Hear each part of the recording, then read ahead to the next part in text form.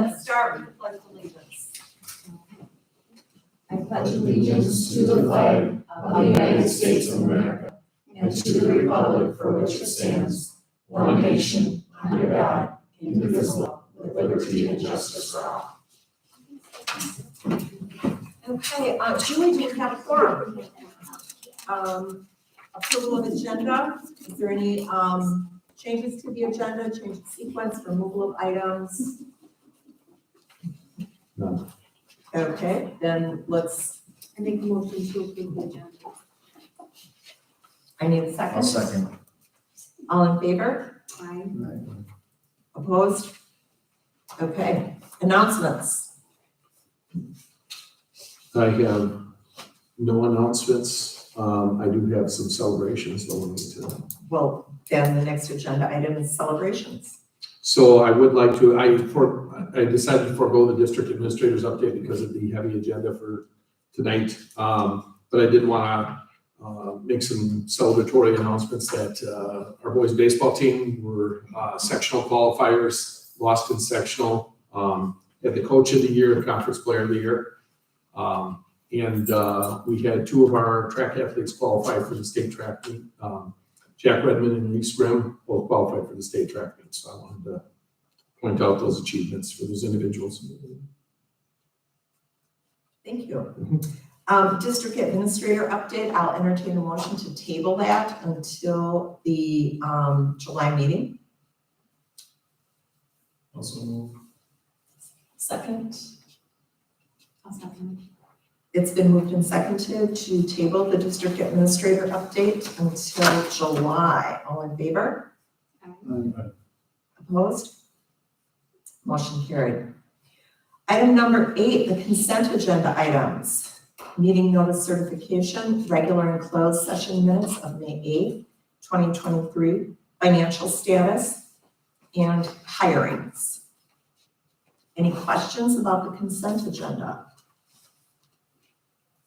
I'll make a motion to approve the consent agenda items. I'll second. All in favor? Aye. Aye. Opposed? Nay. Or no, well, I'm sorry. I'm still getting used to this, okay? I'm in favor, okay? You got that down?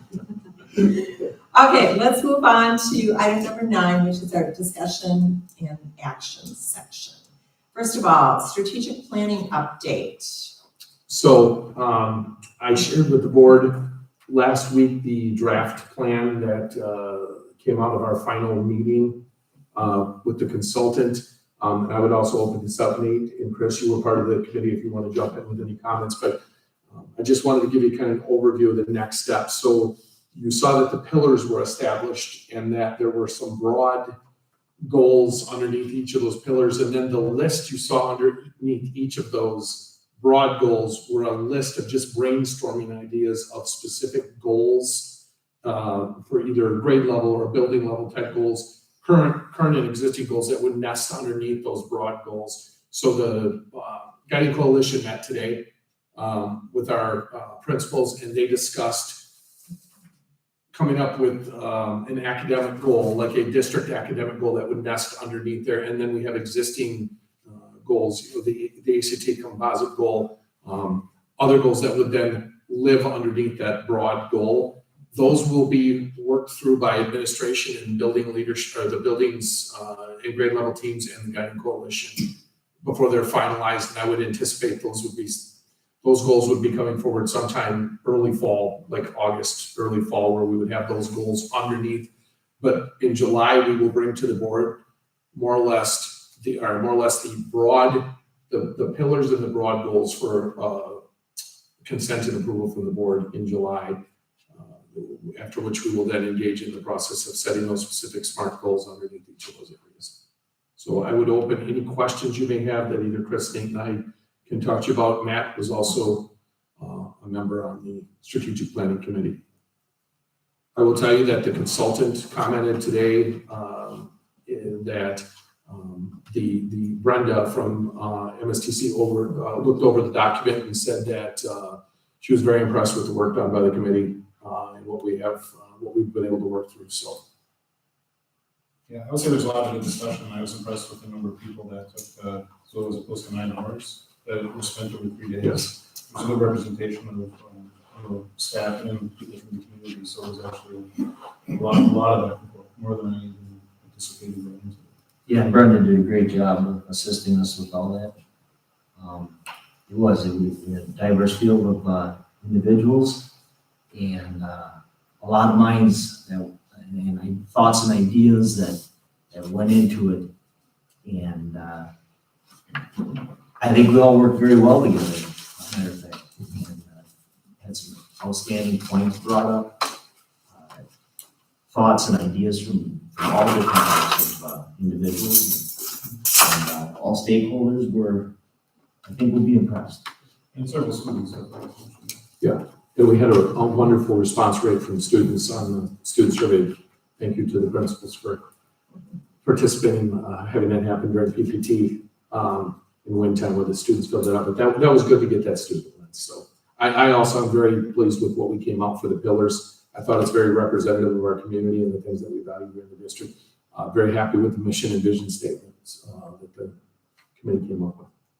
So is it correct that completely changed the mission, vision, and values? Like, Yeah, it I all would- like got thrown out and you kind of started over? I don't like to use the word thrown out, but yes, they were thrown out. No, Considered.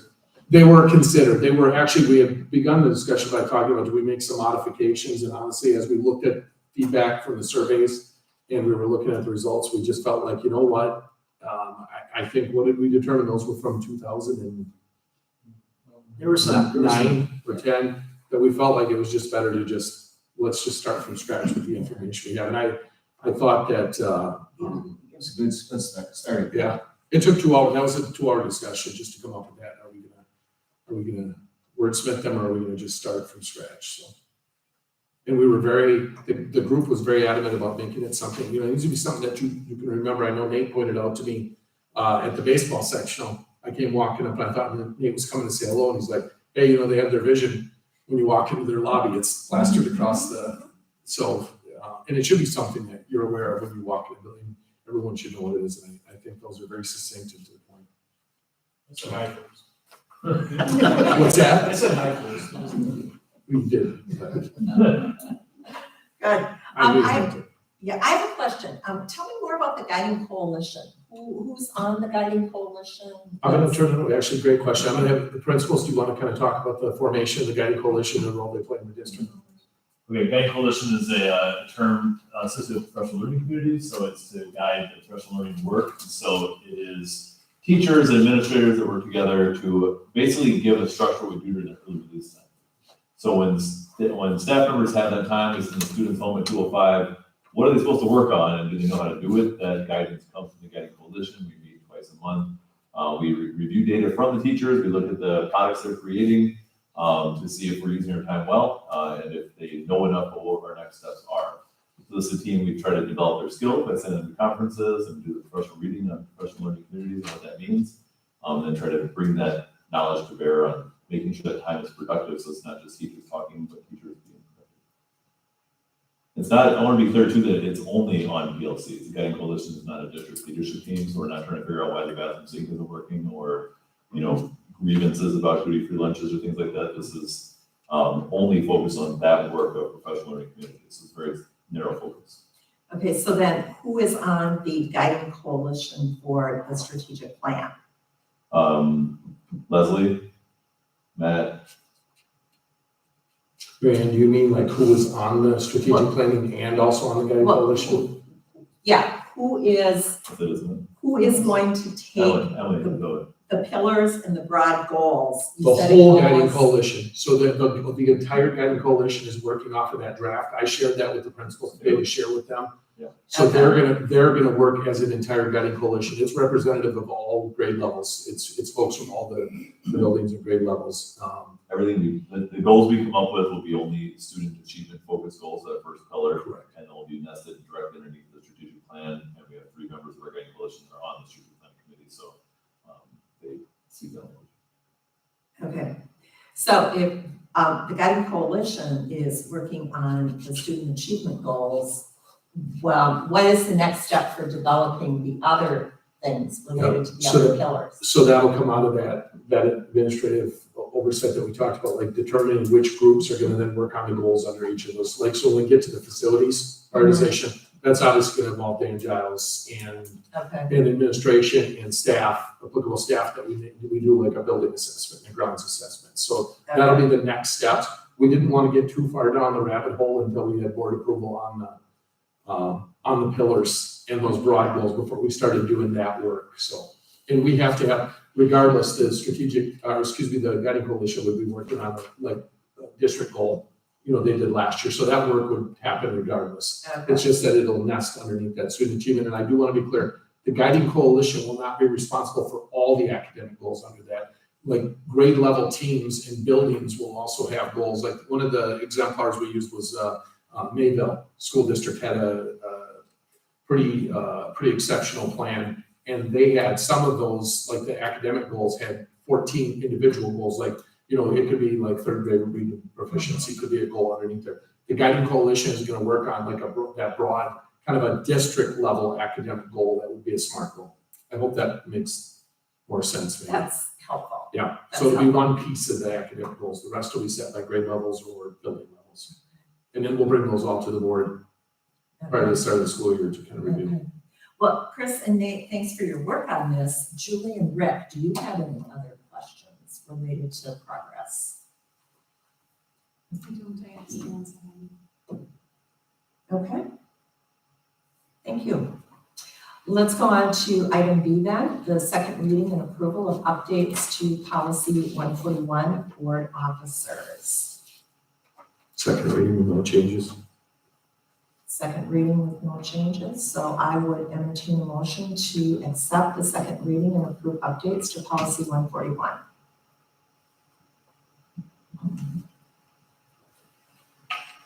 I'll make a motion to accept the second reading and approve updates to policy 140.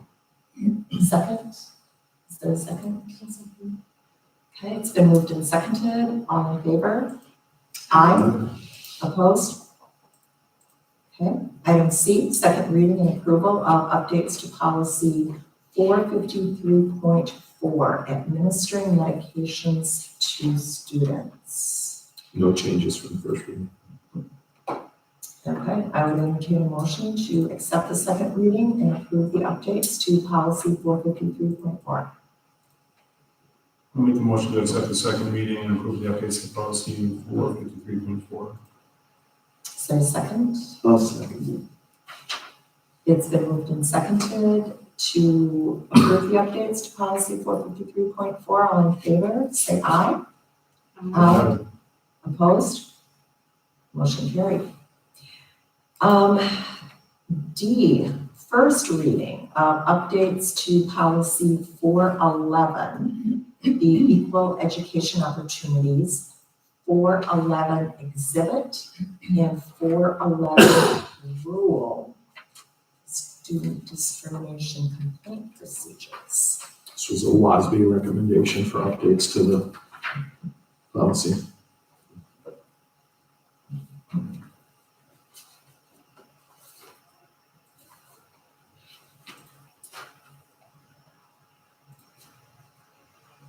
I don't have any questions. Anyone have questions? Okay. We'll move that ahead to July agenda. Item B, property liability work comp insurance for the 23-24 school year. We have a preliminary summary and details. So there was another one too. Oh, there is? Yeah, 411 exhibit. Oh, I thought I did them all at Oh, I'm once. sorry. Okay. Yeah, I Yeah, think she the did. 411 Okay. policy, Sorry. the exhibit, and then the rule. I'm sorry. Okay. Yeah, that's okay. I'm still getting here with this. So Pam is gonna go over the summary as well as the details. Okay, first, the insurance center, want to apologize for the delay, but because of our claim, we had over a 500% loss ratio.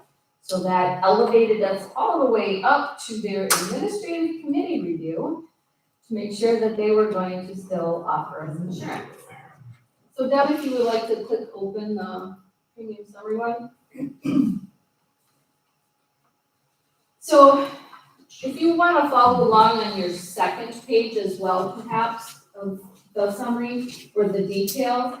So if you look here, we have about a $9,100 increase in the commercial package, which is our property, equipment, and marine items. Majority of that is, there was a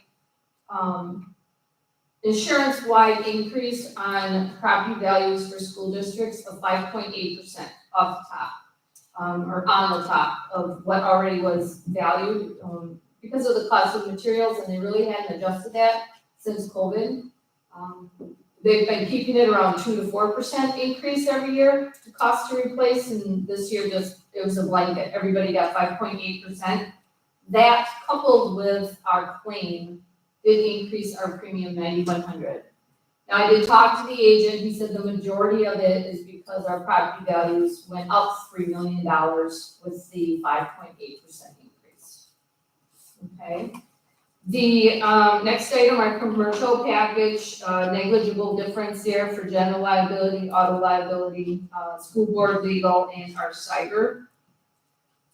Business auto physical damage, that went down 102. Last year, we kind of had an overlap of the vehicle we sold and then our new vehicle. This year, the sold vehicle is off of there. Our crime did not change. Our workers' comp is up $2,173. Part of that is our experience mod is very high. It's at 1.45. It was 1.43 last year. We are in the third year. Next year, hopefully we'll drop back down to about 0.75. We had one claim that was a significant claim that is sitting on our mod rate. So we gotta wait like a 3-year cycle for that to go off. We are anticipating back down to about a 0.75 mod rate, which would drop our pretty much in half again. Derek, our agent, was able to negotiate a flat 30% dividend refund for us, so we'll get approximately $14,130 back of our premium, like at the end of next year, as long as we don't have, any humongous claims again. As far as our actual payroll, our professional staff is up about $850,000 over when it was adjusted the last time, which was many years ago. Just with the additional staff, with childcare staff, our other professional staff, and the increases in pay that we've had, it's been a while since we've modified that, our gross wages, so that played a part of it as well. And the other payroll code for food service and our custodial, the wages for that went down about $20,000. That's primarily because we've been working most of the year down the custodian. There's been more overtime, so they've, had that, but we've been down a custodian. The other items at the bottom down here are, you can see the ones we've declined in the past. The auto medical would be, where someone would get hurt and, we've already got that medical piece in the insurance. This would be an add-on. Historically, the district has just denied that. Filing acts is just an automatic pay. If someone were to purposely just run over a bunch of people at a football game, okay, that's a violent act. It doesn't have to be a shooter coming into the district. It could just be a violent act in the parking lot. Someone guns somebody down the parking lot. That's an automatic payment per person, per incident. I believe it was a $25,000 payment, just right off the top. So that's something that the district has done in the past. I recommend doing that. The Stop It program, we tried that for about 1 year. Cost effectiveness, it wasn't really cost effective. We do use the Wisconsin Department of Justice program. I don't remember what's called. Speak up, speak up. Pardon me? Speak up, speak up. Yes, so we do use that program now.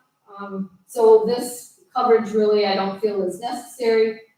The identity coverage for employees is not necessary. We have that as a free service through one of our employee benefit that we offer to our employees. It's just offered through Madison National Life automatically. So I would recommend that the board approve all of these with the exception of the auto medical, the stop it, and the identity coverage. Are there any questions? I would be remiss if I didn't mention this. Hot off the presses this afternoon as of 2:51 PM. The Speak Up, Speak Out program was something that was removed from potential funding. I wanted the board to be clear on that because I know that that is certainly a solution. It's not a guarantee it won't be included, but it's in jeopardy right now. There was a call to action from DOJ for school districts to speak up. No pun intended. Yeah, no, that was tacky. But it is in jeopardy as far as being funded for the upcoming school year. So I'm just throwing that out there just to throw a wrench in this discussion. And I think we can still purchase that product. It's just not I think we still have to pay something for it, correct me if I'm wrong. I'm pretty sure we do need to pay a nominal fee to utilize it.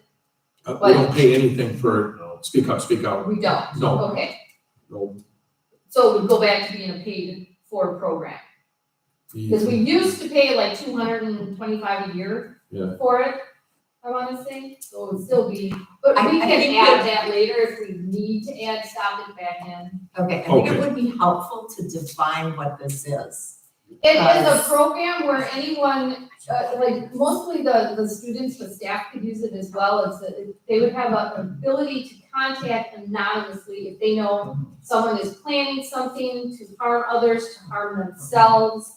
If there's someone's in a difficult home situation, it's a way for people to communicate anonymously if they so choose. Are the students being educated on that program there? Yes, Yes. All right. yes. And I think what they're discussing is eliminating the state funding for that, but keeping the program going. We would have to pay for it then, We would yeah, have to pay correct. for it. You are accurate. It says the current federal funds run out at the end of 2023. That's accurate. I guess the only reason I would bring that up is it could cost more than the stop it. It's been an effective program, like we do educate our students, and I think it's effective, and it's been used because we get reports on it, so, yeah. Pam, what is the name of this insurance company? That is exactly what it's called, the insurance company. They are like an M3. They'll go out and they get bids from all the different insurance companies. So like we may have AGIS for one of them, AGIS, I think it's pronounced AGIS. We have Right Insurance for our property liability.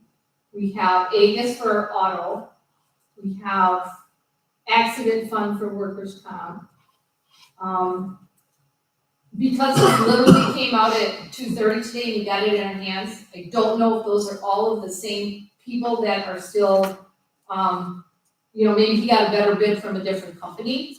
We're actually meeting with him on Wednesday. So this is a one-stop shop where you go to and they shop out for you Yes. these different companies. Yes, so just like M3 shops Third around parties. for us, for health insurance, for dental insurance, for life insurance. And I'm assuming this is the program that, do all school districts use this program? No, or are they there don't. different There programs? are other agencies out there that, in school will use as well. But they pretty much all have the same pool of companies that do insurance for schools. Okay. So you might have an ABC insurance company that'll contact Right Accident Fund, blah, blah, blah. It's the same that the insurance center is going to contact, the same batch of people. All right, thank you. So I have two follow-up questions. One is, does the insurance group provide like a safety function for us? So like our workers' comp's got issue, like we obviously had a claim, there's some, like, do they come in and evaluate like? Yes, they'll come in as often as we want them to. They have done some walkthroughs. We do everything very well. The person that had the claim is doing something he shouldn't have been doing and got hurt at work. Sure. So it wasn't through any fault of the district. So That do person they, was injured. yeah, so do they review like our processes and policies and give us suggestions Oh, on yes, that? yes. Okay, so it's a Our service that IT they provide. Just our IT alone and our crime and cyber, Michael and I had like an 8-page document we had to go through.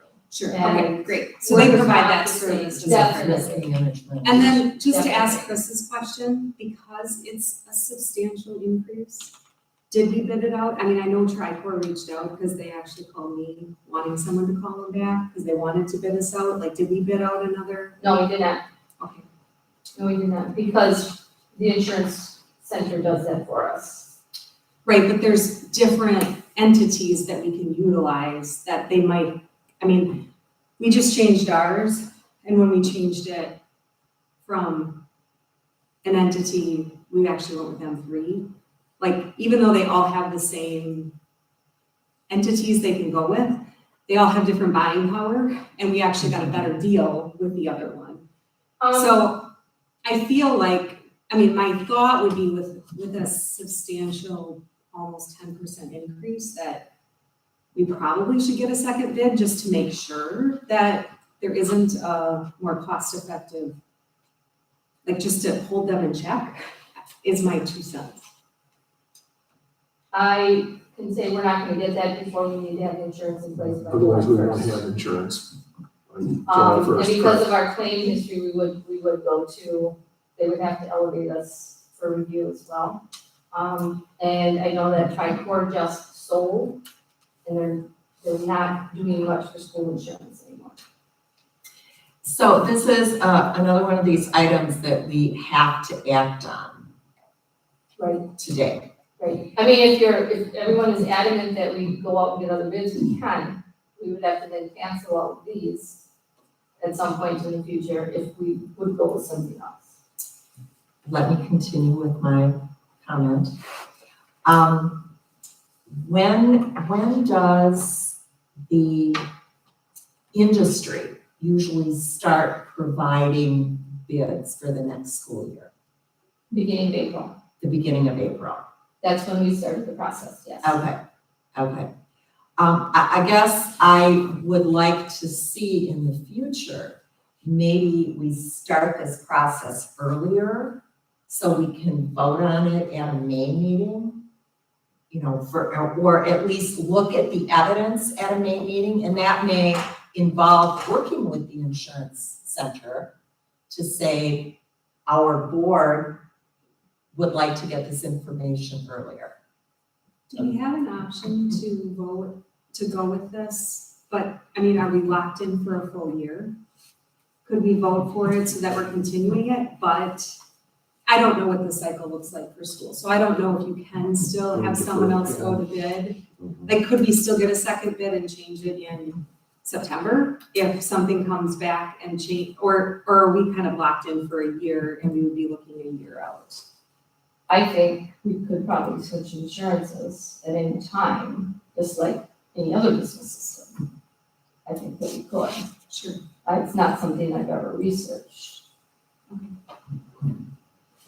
And if this is something the board was interested in, we could just, in April, we could solicit bids for the process. I think that's the biggest point here, is making sure that we keep our options open and kind of reaching out. It'll keep our insurance with the insurance company in check.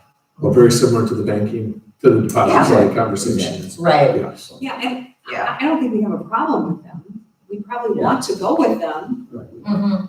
But if someone else came in at 88,000 instead of 98,000 for the same coverage, we would probably want to consider not paying an extra. I mean, so I think it's just more about having the information to make sure that we're picking the most cost-effective option for us. I mean, I don't have any reason to not go with them as long as the Right. price is the same, like, there'd be no. We do also need to consider that, like, workers' comp, would it be as high if we went to adjusted our wages, $850,000? You know, that's not gonna be there next year. You know, as far as our claim goes, I'm not sure how long they'll stay in our records. Well, it makes sense to me that it would go Water up. We've damage got claim. reasons for that it should go up. Mm-hmm. It's just, all we're Well, asking is that, Mm-hmm. you know, Right, and more. I know that there are shopping many other around. groups out there, ANSTE is a good one in Wausau, that does school insurance. Sure. Yeah. We would just check with them, I mean, Mhm. and that way, you know, when we contact them, it's like, we're shopping around at this point, we wanna shop around every year. And, you know, because if we just stay with them every year and they know we're gonna stay with them, well, they can throw whatever numbers they want. Deb, as secretary to the board, I would like to ask if you could put a tickler in your file somewhere in your calendar to remind us in March of next year to start this process in April. I'd appreciate that.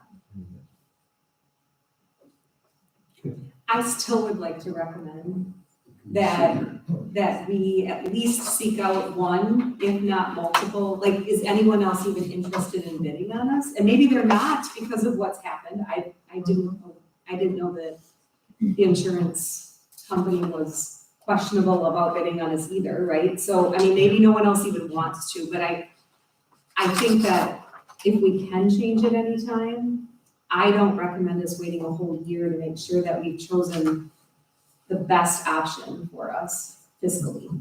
Pam, how certain are you that we would be able to get out of the, certainly I'm assuming this isn't. I'm guessing, I don't know, I have not. I think there's gotta be asked. some legal thing that would prevent them from not giving us a refund if we, but we do need the approval now to make sure that we have insurance as of July 1st. And then we can proceed with that process.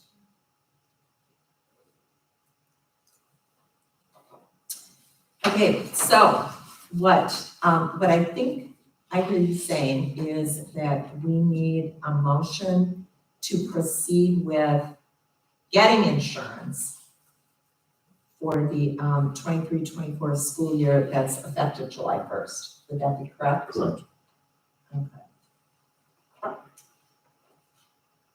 Would anyone like to make that motion?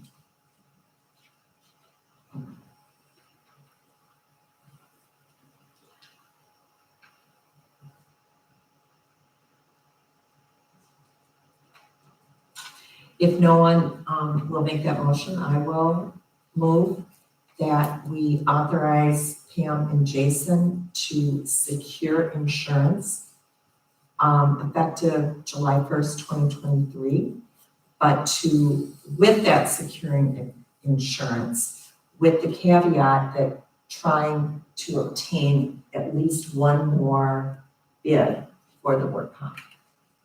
For the full insurance, not just work Not comp, just for the work. full. For the full for the full insurance? insurance. For the package. Yes, no Okay, one's gonna just do work comp, Okay, and to bring that to the July meeting. And do we have to motion to decline coverage on those three that Pam recommends?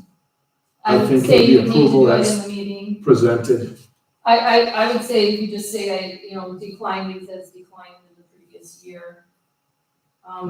May I address though the fact that this will not be ready by July's meeting? If they have to review it, I would say it's gonna take at least 2 months. to get the To proposal get, back to even if I the, call tomorrow, we're not gonna have it by July's meeting. I we can can almost start the guarantee process, it. but I guess we would be relying upon the It would be company when we to get it back from the from- companies. The companies. okay, but we have to have insurance as of July 1st. We have to, at the very least, We're gonna do have this to one. accept this. Yeah, if the board would approve this as presented for tonight, we are at least covered as of July 1st, and then we will start the process of securing those bids. But we don't want to commit to July because, as Pam said, Sure, it could be 2 months before they get the bid It back could to us. be. So as soon as we get those bids, we'll bring it, we'll communicate with the board and bring it okay. That sounds good. So, I will withdraw my motion. Would someone like to make another more accurate motion? I would motion that we accept the bids that we have here for the time being because we need the coverage in July. I don't want it to be a year long, but right now this does seem to be our only option. Deb, what do you have for, didn't you wordsmith the suggested motion on that? Let's see.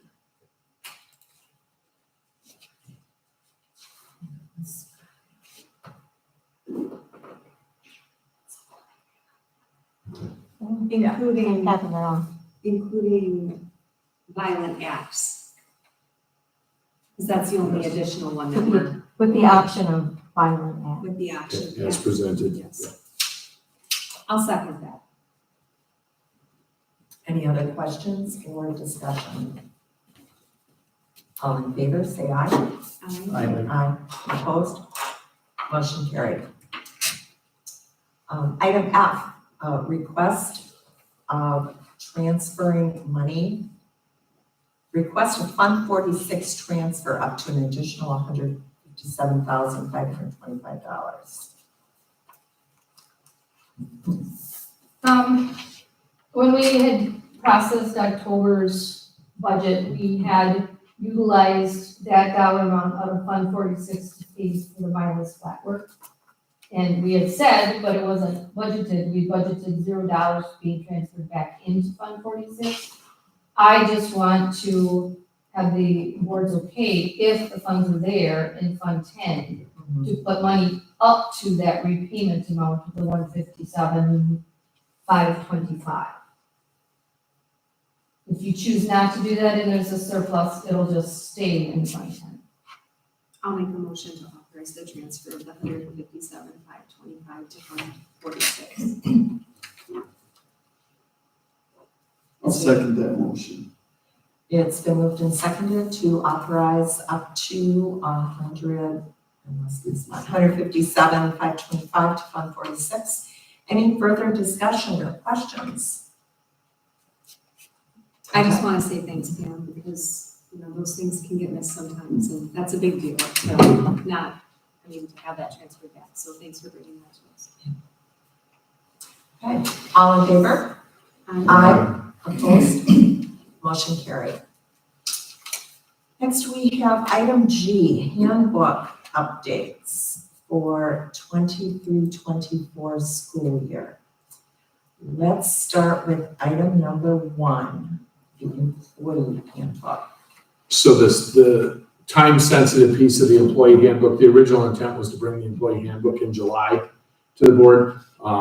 Pam had reminded me there was a component that, as far as the rollover July 1st, was the paid time off for staff is the key component that's time-sensitive to implement during the rollover in July 1st. So Mary Ann and I had spoken today about potentially tabling the rest of the handbook for July, but discussing this particular item and getting approval so that Pam, if the board chose to approve this particular portion, we could get that as part of the rollover in July 1st. Is there anything you want to add on that, Pam, as far as the details? Well, just that, there's no new time added, but what we did was we took sick time plus personal time, clumped it together for each of the 2 employee categories, and just had it paid time off. There was concern from the staff when we brought it to the staff of trying to limit it. So we've put in a 3-day limit. Anything more than that, you would need to have your supervisor's permission in writing, or a doctor's note if you're ill or you're caring for someone that's ill. By modifying the paid time off section, then the sick leave, we kept that in there. So anytime someone has accumulated so far in their personal sick bank, so if someone's got 40 days sitting in their personal sick bank, they keep that as sick time. At the end of, if this is passed, at the end of 23-24, if they have, say, 3 days left of paid time off, that gets converted to sick time and it stays as sick time. They can use it for sick time going forward. Where that's beneficial is someone who has a child, has a sickness, has a sick spouse, whatever child that they need to take family medical leave, then they can utilize those days in their sick bank, personal sick bank, to be able to utilize that. So the uses for sick leave, we kept all that in there. So that still would fall under the same rules. You can't take off, 4 weeks because you have a sick pet. I mean, we'd all love to do that, but that wouldn't be allowable in the situation. We address what happens if you overuse time, just as we had when it was just plain old sick time. And then personal leave goes away, other than we kept the special provision that allows a person If they have the 60 cumulative sick days, to be able to convert them to 2 personal days. That's something that's been in the handbook since I've started. So that was just a special provision that then that person could use 2 additional personal leave days. We've had them use it for weddings and things like that. Their daughter's getting married or whatever. They'll ask for those days. So, I mean, a summary of effectively what this does, that there's no fiscal impact to the district with this. It gives flexibility to staff. And some good points were brought up is that, well, what if this happens? Well, the reality is like, right now what happens is it forces people to, if they want to take an elderly neighbor to the doctor, there's nothing, if you don't have personal days left, there's no provision to allow you to do that, or your pet. This would allow them to use those days as they see fit without having to put someone in position fabricating why they're gone. It's just in the days, we have a sub budget that we budget for subs, so there's no additional days. So this will not increase our sub budget or any of our sub costs. And there are some limitations to protect the district from having, 15 people out for the same 3-day period, just like we had prior. So I feel this is a really good balance. This was something staff felt when we talk about attracting and retaining staff that have no fiscal impact. This was something, was it 98% of staff when we did the survey to find out? I believe it was 97 or 98% of staff Yeah, it was in the 90%. supported this. So this was just something we looked at and we tried to address what about this, what about that? But ultimately, the same stuff can happen now. It's just that you're kind of forcing people to maybe fabricate a reason that they're going to be gone or not be truthful, and you're rewarding your conscientious employees by saying they're your days, you've earned them, use them as you see fit. Is there a cap on sick leave? Consecutive, or what do you mean? Like How much you can accumulate, Chris? Yeah, is there like so many hours you get so much time of sick leave? Is it a rollover from year to year? Sick leave you will keep, yes, so 120 days maximum. So anything in your personal bank over that goes into the sick bank that can be petitioned to be used by anybody. Right, okay, so 120. Yep. Yes, so and then that's also converted to hours for hourly staff. So all the professional staff, all the hourly staff, administrators are the only ones who out there. Everything over 120 goes into sick To the pay? sick bank. Not at the start of the year, at the end of the year. Right, Right, so someone could have 120 days in their personal sick bank and still get their new days. okay. It used to be, you could put one of those days into the sick bank. It was written, oh boy, probably shortly after I got here, that anything over the 120, because it was capped. It was you lose them or you put them in there. And now that's true, that holds true for hourly employees as well. Now that Yes. there's an hourly You guys- employee sick yes, bank that for the was first time ever, and those a hours lot. would also go automatically into the sick bank for hourly staff.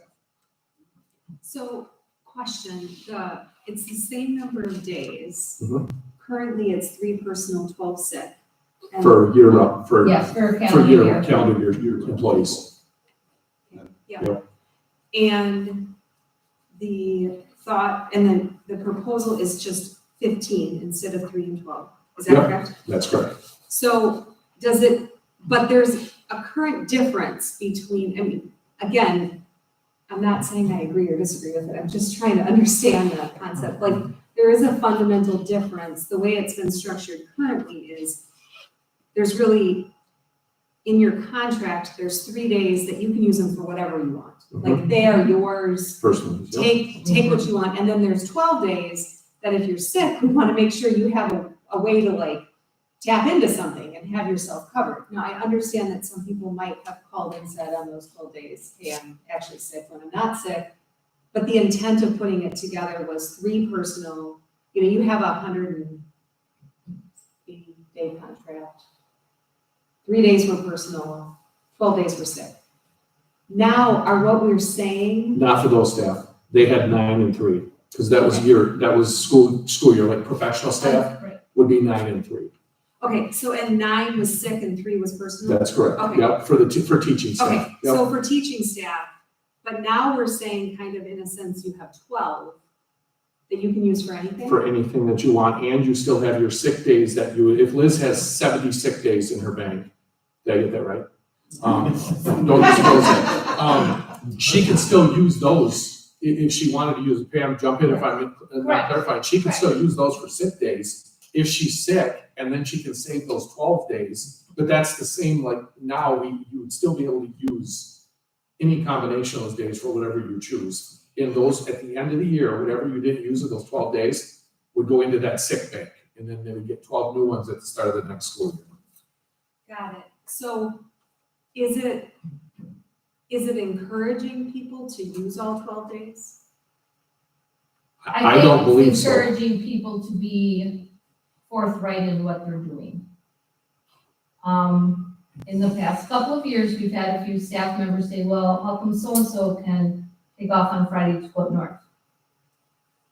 Well, so-and-so maybe had a sick, like a doctor's appointment in the morning, but took the rest of the day off. Sure. That kind of thing. So there's a lot of that, or people that have sick pets and they don't have any personal time left. Well, now they have to Put take you a in a doc predicament. payday, and it's happened, where they would have a paid time off day where they could use them for a sick pet. Knowing, Julie, that's a good question. Knowing they can accumulate them. Like if I were to tell you, if they were lost at the end of the school year, then yes, I would say that would encourage. But they go into that sick bank for those other situations, so you don't lose them. So I don't anticipate, I was a part of I think I shared this, my previous district switched to PTO, and there was talk about, well, is this gonna blow up our sub-budget stuff? That it didn't happen. We saw very little change, except for the fact that staff were able to just say, I need to take my dog to the vet today. And it just changed the dynamic of how people use those days and not feeling like they had to skirt the rules. And I think the reason I asked the question, and again, it doesn't mean whether I agree to do it or not, it's just more knowledge of understanding the perspective. I think that there's the cost of the current and the proposed, again, from a fiscal cost of like, if everyone used them, what would our sub-budget be versus what did we budget? But I actually see a different cost of the impact on our students by everyone taking 12 or 15 days off now, because it's seen as vacation versus it's seen as 3 days are for you. What we really hope is that you don't take really more than 3 or 4 days, and then the rest of it is because it's there if something happens that you need. So I guess that's my question. Are we fundamentally shifting? Would this fundamentally shift that we really are creating, that people just have 2.5 weeks of vacation? My answer would be, without any data to back it up, other than my experience in education, is it's more work for teachers to be out of their classroom than it is to actually, it's not like I'm gonna go on a 5-day vacation or something. That just doesn't, that would be the exception, not the rule. So I think it's a valid question to ask, but I can't give you data to say that will happen. We do have some safeguards put in with, as far as 3 days or more would need approval of the building administrator, so that we could limit, like if we said we have 3 staff out, or if there was testing was coming up or something, where we could put some limitations. But my experience in 26 years of education is, that's just not how teachers roll. I mean, you know what I mean, that they're gonna take trips And it wasn't so much about it isn't about taking advantage. I was actually more about what was when the conversation was had, why is the ask? Is it to give more flexibility and let people take vacations during the school year? Or is it just to be a little more flexible so I don't have to lie because my dog got sick? I mean, both, because. both of those things. Okay. Yeah, both of those It things. says that the teacher still has to bring the curriculum forward. They still have the lesson plan if they're on, and certainly having a teacher is, yeah. Okay, go ahead, Chris. Do you have another The question? benefit, Yeah. if you, let's say you're a teacher that don't get sick, don't use any leave time, is there a benefit then to accumulating these sick time hours? If you did have something catastrophic, yes, If you did, yes. and when they retire, what happens to their leftover sick leave? For teachers right now, it's lost. It's lost. And it gets converted into the sick bank, the group sick bank that then everyone could utilize. But there is no payout There's no. on the payout. charge. It doesn't get converted into the teacher's thing. It It's just just so that lost. the teacher's bank isn't maxed out already, we will convert it. Because the teacher's bank has taken a hit the last few years. it needed to be replenished. I left 120 days behind, it's just sitting there. It didn't, I mean, it just disappeared, it didn't go to the teacher's bank. Yeah, I would have to go back and look at just the situation. Okay, I have a question. I've operated under PTO systems and I really personally find that they have a lot of flexibility. When I'm looking, however, at section 9.02, I'm not comfortable with the way everything is written because item 1, 2, 3, all relate to some type of health-related thing. Okay, number 1, personal illness, injury, blah, blah, blah. Number 2, injury, health condition of a spouse, parent, child, yep. Medical or dental appointments, yep. And then we have personal obligations that cannot be reasonably conducted outside of the employee's workday. Okay, you're closing on a house. Leaving early to go up north. There's no definition of, I don't think what's written, I have concerns about what's written with number 4. Personal obligations that cannot be reasonably conducted outside of the employer's workday. So if my child is getting married out of town and I want to take Friday off to get to the festivities early, would that be approved? I think you're saying it depends on if there's coverage or not, or what time of year it is. Well, you're right, and just even, would that be covered? Or would it be, or I want to take the day off because, I have to take my dog in for surgery or something like that. So, if this is the true paid time off, why is there so much emphasis on 666? And number 4, personal obligations that cannot be reasonably conducted outside of the employee's workday, to me seems really narrow. It sounds like legal issues. It's anything, it's anything. I want to go shopping. I want to go to the mall. It's the exact same wording that was under the personal leave 14.02 that we We crossed just took off. that language. It's the exact same language, I just copied and pasted it. Yeah, I know it's something. The personal the leave, only- I'm off. The only difference is the decision that we're making of, do you make all the days subject to that?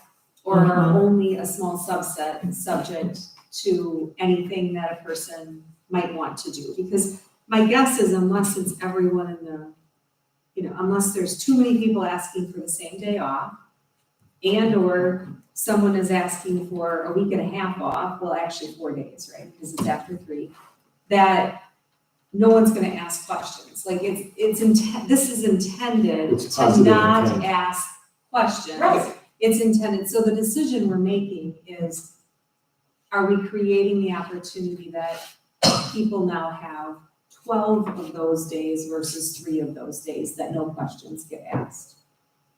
And again, I go back to asking, if our current practice continues, I don't have any problem with that. If it changes our current practice, that because people don't get paid out for it when they retire, and I'm gonna use 12 days every year and be gone, I think we have to think about that, because maybe it is still best, because we'll have the best teachers and that's the best process to put in place and that will be best for our kids, but that's a lot of time for kids to be missing. That's a whole semester of Fridays.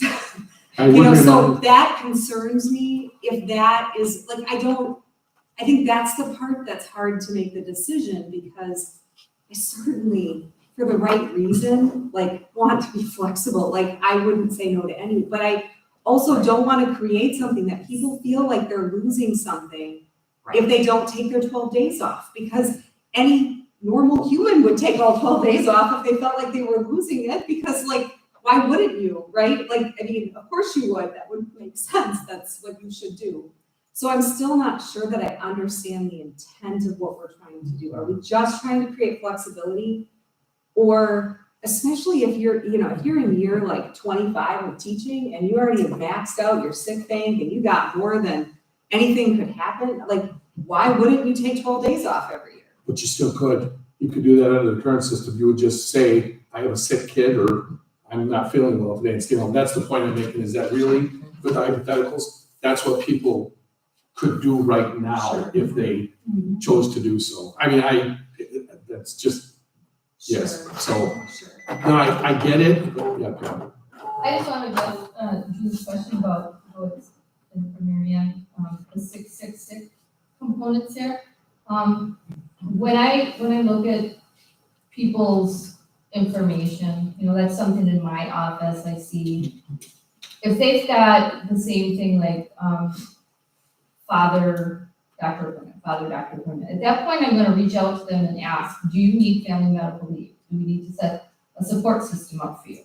I don't know to ask those questions if it just says pay time off. I would be missing opportunities to help staff if I didn't know that their father was ill or their child's been hospitalized. I wouldn't have a clue. I don't hear that I don't hear the socialization, he or she may tell their co-teacher, hey, my daughter's been in the hospital for 5 days. If that's not in, when they enter their time off, if they don't say pay time off, sick child, if they don't enter that, I have no way to know to reach out to them and give them the services they need. Oh, that's interesting, because when I did operate under a PTO system, they never asked why I was gonna be gone. It's private and I need to be gone. I didn't have to justify that. I would need to then look at what my FMLA requirements are at that point, because I have no way of knowing in that situation. Someone could be having a difficult pregnancy, anything. I would not know. I would not know what I could offer through FMLA leave, because I am required to do that by law. So if they're not going to enter, pardon me, Required to what by law? Notify someone who's offer eligible family for medical leave FMLA. information to anyone that I'm aware of has a medical situation that could take them out of school for an extended period of time. Right. Because right now I have about 7 or 8 family medical leave policies going in place that I would know nothing about Well, if you we would know didn't if they have needed sick. Yeah, you'd know if they needed over 3 days, right? 'Cause they There have to- there are times women deliver a child and then I find out they were pregnant. So I didn't extend any family medical leave at that point until the baby was born, because I didn't even know. So there are. But even in this situations. current policy, I Anything think longer you than probably 3 days. know after 3 days, unless it's the situation where you weren't gonna know anyways. I mean, that's my only concern, is are we simply changing this so that our current practice feels better for employees? It gives a little bit more flexibility, but we still anticipate people to really not use more than 3 days for reasons that are like, if that's what we're looking to do, like, I couldn't support it more. If this is sending a new message that you now have 12 days off a year, I just want to make sure we're prepared for that, both fiscally and what does that do? Like, we're a small school, so who's covering?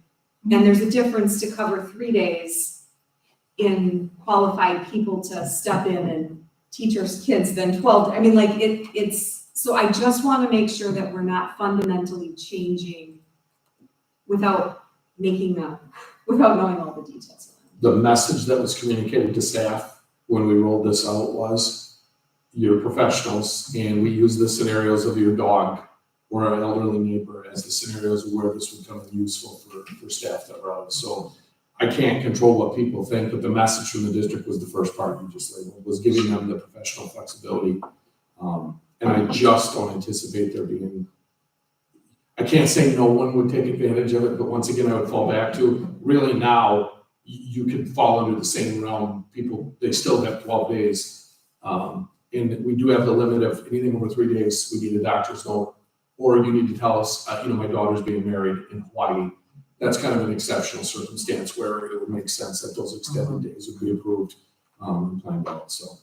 So when asking for PTO, are people required to say what it's for?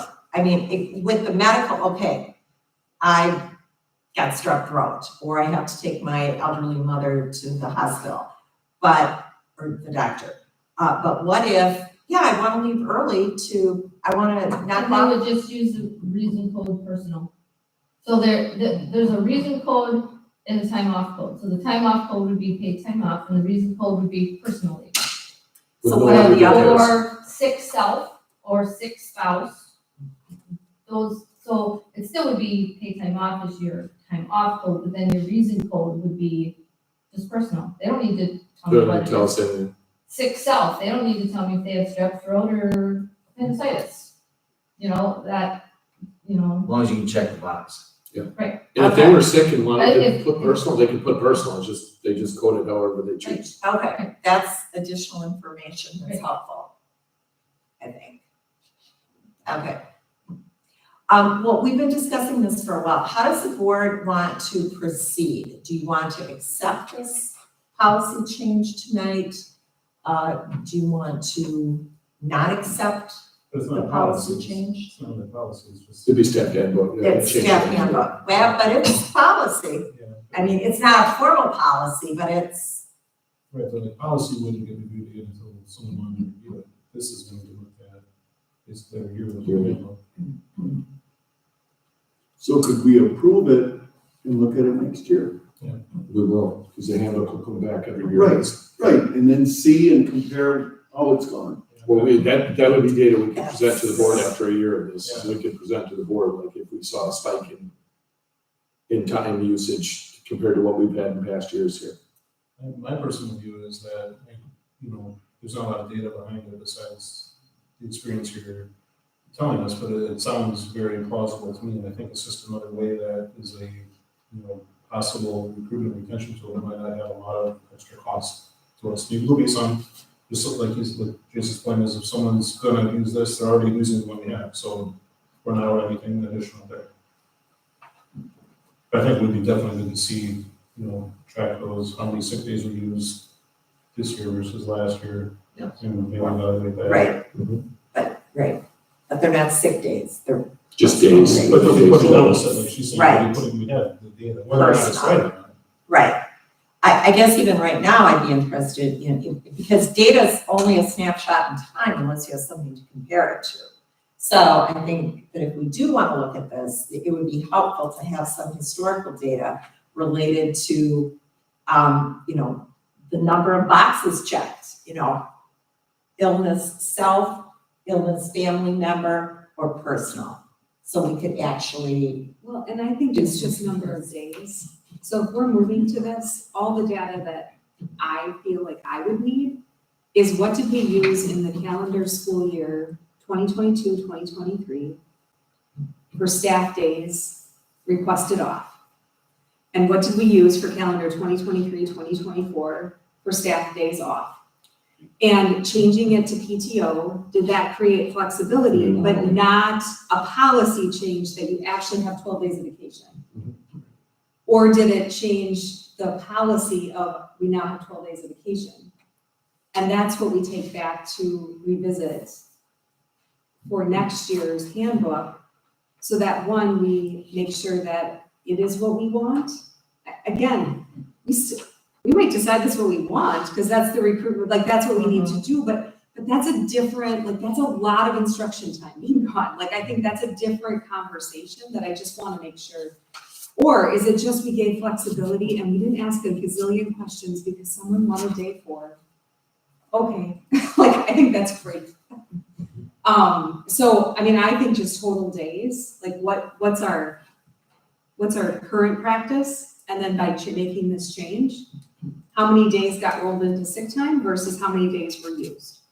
And if that stays within a small percentage, I think we did a wonderful thing of creating flexibility. If that just exploded, that people are like, wow, I have to use this or I'm losing it, then I think we at least have to revisit if that's what we wanted. Fair enough. But I don't think you have to keep track by categories because, like you said, if someone needs it, they're creating a category. Yeah, and we could look for outliers if we had someone with a catastrophic illness that uses. a Yeah, like significant amount. a, We well, wouldn't be able to maternity take leave outliers. is 60 days. Of course, Right. those just get removed. Right. Anything that That's- uses FMLA gets removed in my opinion. No, I think that's fair. Yeah, if you use FMLA, we don't even count that because that's a whole separate. I completely agree. So we have admin staff to oversee the abuse, Yes. and that'll be included in data 1 year from today's date. So at this time, I'll make a motion to approve the updates to the employee handbook as presented, to include follow-up data in 1 year from today's, or 1 year from now. Is there a second? I will second that, yes. Okay, it's been moved and seconded to approve the updates to the employee handbook as presented. All in favor, say aye. Aye. Opposed? Motion carried. We have, 3 other, things related to handbooks. And I'm very conscious of the time that we've spent here today. And also the fact that we, still have a long agenda and these handbooks don't have to be approved tonight. I would entertain a motion to table the high school, elementary school, and athletic handbooks. Principals, do you see anything with the time constraints on waiting until next month? Just, I mean, it won't affect student achievement, but July agenda is pretty full already. I think that if we table them, board members will have more opportunity to review them. Do you want to go ahead? The only thing to consider is we put our handbook in Skyward. So when parents start to register, like if a parent would enroll right now, they would be actually signing last year's handbook. So that's the only thing as far as people registering over the summer. They're actually like saying they agree to last year's handbook. That's why I sent mine up to the board, is I would hope we just answer any questions that have existed and see if we get it out there, but I won't get whatever you said. How do members feel? Do you want to move ahead on the handbooks or do you want to table them until next month? I believe the elementary school handbook had minimal changes. I know Dr. Watson had it in the athletic handbook. Was specifically one change was related to the compensating coaches on extended seasons, just for consideration for the board when deciding what to do. Board, what would you like to do? Will everybody read through them? Understand them? I mean, I didn't.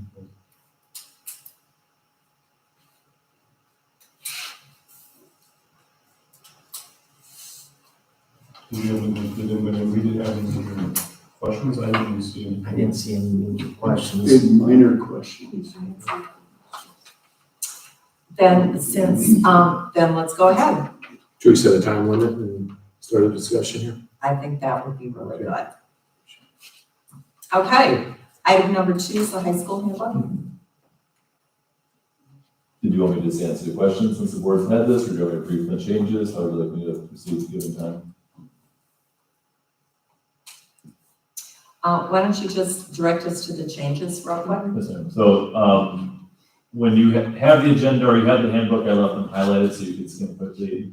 Largely, the earliest Wednesdays we structured to put lunch at a more reasonable time. Scrolling to. Yeah, could you note the pages? please? Yes, ma'am. Yeah, so that was early, 16. there it is, page 10. And then page 15. So this is done, student council members come to me with, at the end of the year, with their proposed changes. They were unclear as to why they couldn't have backpacks in the classroom, particularly in this building. If you consider students' lockers over there, cars over there, classes here, and so they weren't real sure why they had to go back there to get their backpacks and then back there to their cars. Makes sense to me. They are trip hazards, that's my number one concern, and so if we're able to address that, so teachers can make sure that they're, as it says here, underneath the desk or wherever the teacher held them to, you follow teacher's directions. And then some athletes, I've never seen this other districts before, these athletes have bags you can fit freshmen in. It's true. Yeah, so they don't belong in classes, and I don't support that. So as it says here, the large bags in the room next to the office, the kids put those in, they're not in the hallway anymore, that's something we changed this year. So this rule change, it says that they're allowed to have the backpacks in class, because as written before, they weren't, because we got in trouble for it, but then they're saying why. And it says they can be searched under suspicion of possession of such items, which is a type of illegal items. Yes, sir. Who would do that searching? I would do that with yes or no. Class dues are on the same page, and if I go too fast, feel free to interrupt. Class dues were done away with during COVID, we're gonna bring them back. We do fundraisers for students that don't have $50 at hand. We pay class dues. It's prorated per year for $13. This is used, it makes the yearbook a lot more affordable. Right now, FBLA helps pay for the yearbook, and that's not part of their mission at all. But we did a lot of weird things during COVID to try to just make ends meet. So we took class dues out, we're putting it back in. And it says the last line is what was the deal maker for the staff. The staff is very concerned about equal access for students. That just because you don't have $50 doesn't mean you aren't part of your class. So we'll do fundraisers. Usually it's a matter of your class will run concessions one day. And that money is used to fill the account, and that's your contribution. Is this Can we an do amount? Go ahead, Julie. Can we do that? Can fundraising be done and only supporting one kid? It's so it goes. How does that work, Pam? We did this last time. I thought we just said we couldn't do The that. policy just changed though, so, I don't know, this is the first I'm hearing it, so I don't really know how to answer that. I mean, you can't just private fundraise for one student, but No, we can raise it to the class. if the class Which is would doing it, reduce the cost for all students, was my it understanding, would because it went reduce into the the class pool. for, the class for And everybody. whatever Yeah, the but that's total, not what this says. This says it'll cover the cost of the kid who can't afford it, not decrease everybody's cost by $2. Really depends on how you interpret that, Julie, so Okay. it made available for all students, this is raising these funds, and so all students in the class, if you choose. The main idea here is that we raise money as a class to make sure that there's more affordable class trips and more students have access to these things. And I'll do whatever I can to make sure the fundraisers are available for all people and are not something that are a huge drain, because we do lots and lots of fundraisers. If you work with sister to get something for us that you every day, it seems. But You this should is, just take up word fundraisers, Yeah, I because it's think been a so. very huge. Yeah. Hours discussed here about fundraisers for like clubs and Spanish club, blah, blah, blah, blah. So maybe for opportunities. yeah, maybe that. Yeah. and just- Yeah, I Okay. highly That recommend happens. getting rid of that word. Okay. I would almost amend it to assistance will be made available, because we Yeah. certainly do have ways to meet the needs of, I mean, and there's people in the community that would pay yes. $50 per kid. I mean, like, I am all about, if a kid needs help, we're gonna find them the money. We've had other clubs that will pay dues for students as well. Yeah. So, yeah, so, okay, how long have class dues been $50? They were 40, I think, when it is what this dad told me. I think when they that's did the it. $10 4 years. That it's, the 40 was $10 per year, $12.50. they paid them $10 each year for a total of 40. Okay, and they're charged that before their freshman year, so what if they don't pay it? Of Yeah, their freshman year? Right, there's really no hammer when it comes to class dues, if you think about it. So the ultimate hammer we could have as a district to say, we take away opportunities like prom, graduation. Right. So we're not doing But that. we're not doing that. This is something that, no, and so this is something that it's like senior shirts, the same kind of thing happens, right? Like you want the students to pay, they almost always do. Okay. The next one is one that the students were in favor of. I'll be honest, I was not, but I think that might be the way I was raised and the weekend job I have. And that students, the number one rule in our school that they fight us on is wearing hats inside. They don't see the reason why they can't. And it's a very common interaction in the hallway between staff and students. Good morning, please take your hat off. Turn the corner, what do they do? right? And so this is something in my principal peer group, we talk about this, and ironically, we talked about it last time, 25 principals sitting around talking about hats. And the UWSP campus, what were the college students wearing as they're walking by our meeting, every one of them? As some principals are arguing, it's just a loss of decorum in our schools, you can't learn, people are acting like this, and here's the college kids, every one of them wearing a hat. So the students want to wear hats in school, not all of them, including the girls that came to advise me on this didn't want to wear hats, but the students are all jumping them saying, I heard you're talking to Dr. Watson about the handbook, I want to wear hats. So what I wrote here, based on staff feedback in this, is I wrote a policy that makes sure we're protecting the integrity of the Pledge of Allegiance, the right of the teachers to prohibit, headgear that's disruptive learning environment, and we'll never allow hoods in the classroom. And this is a problem I have with hoods, is that's a way of hiding, right? I'm gonna know every kid by just the way they walk. I mean, it's not a very big school, right? But it's more about like, you have earbuds and that's why you're not listening right now. Or you're not feeling that being part of a learning environment, so you're hiding. All principal friends agree on this, the hoods are a no, the hats, the ones that have done it are surprised that it had no effect on the learning environment. So what is written here is that the same as would be with shirts, if there are messages or things that are distasteful, abusive, that stuff's prohibited. They are to remove their hats during the pledge. They are to follow teacher discretion if maybe the tool shop's got a different rule for something. Other than that, hats are allowed in the learning environment as long as we're next year. Any year group. I appreciate giving the teachers discretion. I don't know, I think the hat is just a big advertisement on top of a student thing. I don't think that. Yeah. You're gonna come into more problems now because there's so many hats that advertise all different types of beliefs and all different types of, I guess, controversial could be issues. I think that maybe you're setting yourself up for more issues with the hats. What's not even a shirt though? Yeah. Shirts are the exact same thing. Chris, I'd say you could be right. My friends have not found that in the school that have done it, and 90% of the hats are Panther hats. And so, I mean, the t-shirts could be the same kind of distraction with their messages like you mentioned, but the athletic director and the baseball coach were both like, it would be more Panther pride. It's the baseball hat I'm after every spring. Other than that, it's very seldom we have this problem. So then we're gonna have the discretion up to the teacher's guidance for the hat. Yeah. So one teacher could say, that hat's okay, and another teacher could say, no, I don't want that in my classroom. Yeah, what's interesting there is the Tinker versus Des Moines, it had to be a school, a classroom-wide policy. They would be like, I like your hat, not yours. If it's based on maybe like a political message or something, it'd have to be actively distasteful to like the learning environment. That's a tough measure. Could you explain that to me again? Just say a teacher can't, for instance, let's say a teacher had a political bias in something and said, I like your right-wing hat or not your left-wing or vice versa.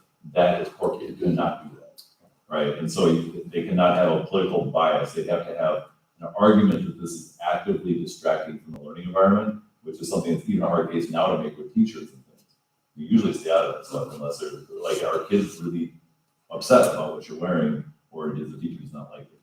Right? And this is not an issue I've had in my office. So a political hat would be authorized. And I think. Just like shirts are right now. Dr. Watson, clarify if I'm wrong, but I think the intent, I know what you explained to me, would be like discretion of the teacher would be like hats in general, like in a science lab or something.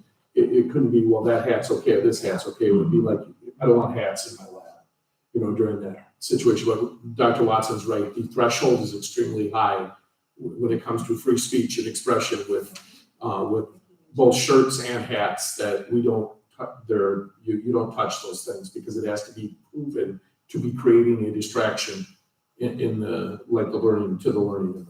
Can't be something that else don't like. Yes, it can't be something very well stated.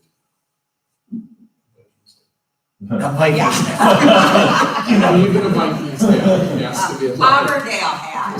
I had one of those. Well, On I a, think there'd be a caveat to all of that. So there, you had communications with multiple other principals that have passed a similar policy, and it's not causing any problems. I think the educator in the profession that I trust the most, the results he gets and the ways he carries himself, he took over a school that had just started to change their policy. The school, Whitburn, looks similar to us, a little bigger, right? He's like, you'd be amazed at how learning continues, and it's never come up. It's never been in my office. But instead of saying take your hat off, James, I picked the negative one. So he doesn't like that either. I think most adults don't. Well, it almost creates like a sloppier environment, It does. you know, and I'm a little old fashioned like you are on this one. My kids think of that. But it's good to know that there's, you know, feedback from other educators that this. Chris, Rod and I talked about this extensively because I'm old school as well when it comes to, like, I'm a no-go on hoods for many of the reasons, Dr. But with the hats too, it seemed to be more of an adult issue. Because for me, it was that thing, is that it's just respectful to remove a hat when you come into a building. But once again, I don't think that was the intent of the kids wearing the hats, is to be disrespectful, and it created more issues of the confrontation, trying to get kids to take off the hats. So yeah, I'm old school. That's not a small issue. So I have a hard time with it, and I was always on kids, take them off. Yeah. And then we'd go to the Christmas program, and there'd be 100 adults with them on. And It made it hard to enforce the kids. it's very much like that in schools too. As soon as the after school sporting events start, we're not telling the adults to do that though. You know, I know that's not a learning environment, but it's the same building, so it's confusing. Do those other principals have the prohibition of the hoods also? Yes, there's no school that I know of that's allowing hoods. Thank you. And so, okay, They didn't think so it they're was. not getting pushback from individuals who are wearing hoods that are saying, well, what's the difference? They're wearing hats, why can't I wear a hood? I think I would probably get that, and I'm willing to make that case. But you're able to make that Oh, case yeah. because of the earbuds and. And the safety component of identifying students and everything. Yeah, I think you will. I think kids will try to find that, what's the next battle line now? And, you know, so they can come into school with a coonskin hat, but it can't cover their ears. Can't cover their ears, roll that thing up, tape it up, whatever we gotta do. Okay, let's, move along. Yes, page 19 has AI. My administrator friends are adamant that this needs to be in the handbook. I think we were already kind of covered, but we did have some artificial intelligence used to compose essays. It did not pass. But it is really hard to detect. It's an increasing issue. I'm kind of developing my understanding of AI as well in both my jobs.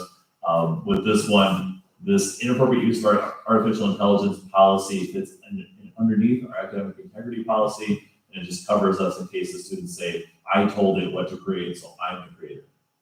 Right, and that's why my principal friends are saying, I think your superintendent friends are saying the same thing, like, get that in your handbook, just so the students don't try to make that case. Because we still think it's important for the students to create their work. This is the recommended language from all entities are talking about this. WASB had some guidance on it, and superintendent groups. Let's move on to, Page page 21. 21. Yeah, thank you. Page 21 has a little bit of change about how the credits work, because there's some opportunities based on the way you compare yourself to demonstrate competency and take higher level classes. I've already shared this with the board in previous times, so I can read by exception there if you'd like. I don't think I shared all the details, but I'm willing to answer any questions if you'd like. I think the last ones are on page, last big ones are on page 25. We have a small flood of students trying to leave our building every day for lunch. They don't love our lunch opportunities, they just love the freedom of leaving. We're limiting that to say that only upperclassmen can do that, even if excused, because we want to limit the disruption to our school day of the kids leaving, trying to leave early.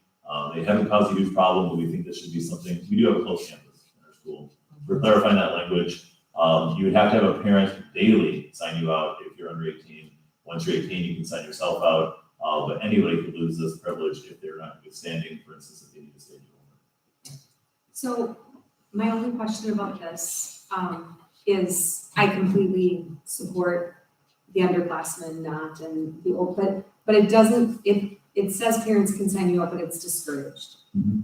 So just wondering the pros and cons of like, what's the I mean, I know there isn't a Subway anymore, but what's the problem running to grab a sandwich? It's just a daily disruption in the office. The kids coming in and out for that end of second block through lunch, they only have a half hour, and that's their time to eat and socialize.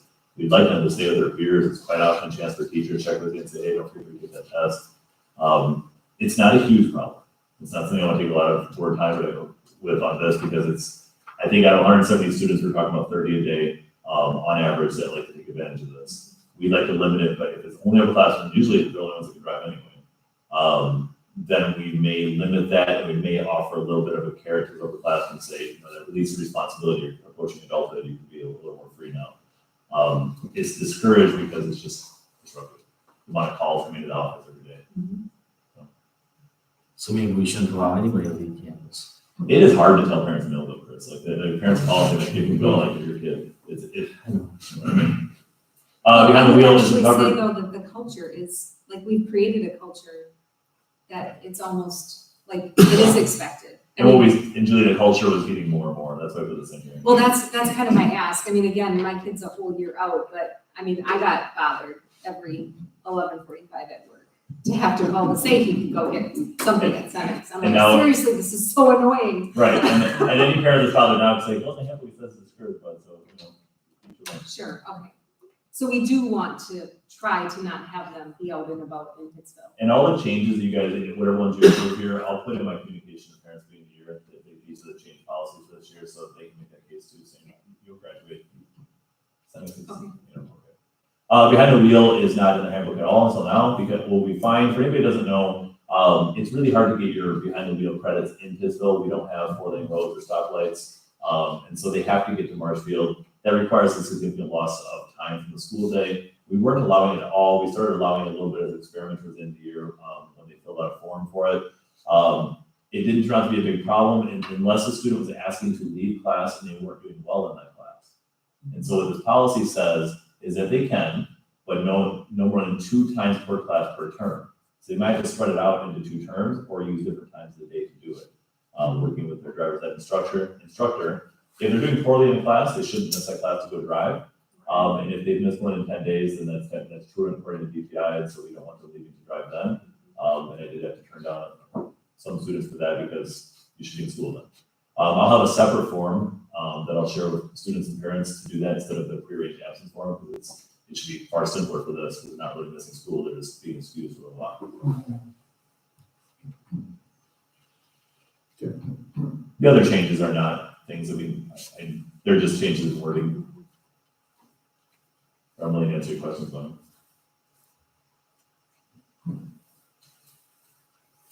Page, I misspoke, page 34 has an elastic clause. All handbooks have this. This is something that I think you all have kids, like they'll find a letter of the rule you just said to try to get away from the intent of the rule you just said. And so this is, you can't take my phone, even though I know you're doing something really terrible with it, because it's not my third offense. Well, I need to use necessary and proper judgment as leader of the building, and so do teachers. I did add the words respecting student rights and dignity, so we don't just do what we want when we're in charge. But there should be a little bit of elastic authority when it comes to respecting safety situations in our school. Yeah. This did come up a little bit this year, and this would help. That's all I have. Any other questions? I'll make a motion to approve it. Pending the opportunity to change for fundraising. Yeah, please take the word fundraising. Got it. Yeah, thanks. Fundraiser. No second. All in favor? I, Aye. Opposed? Motion carried. Elementary handbook. thank you for seeking input from students, Dr. Watson. Really appreciate it.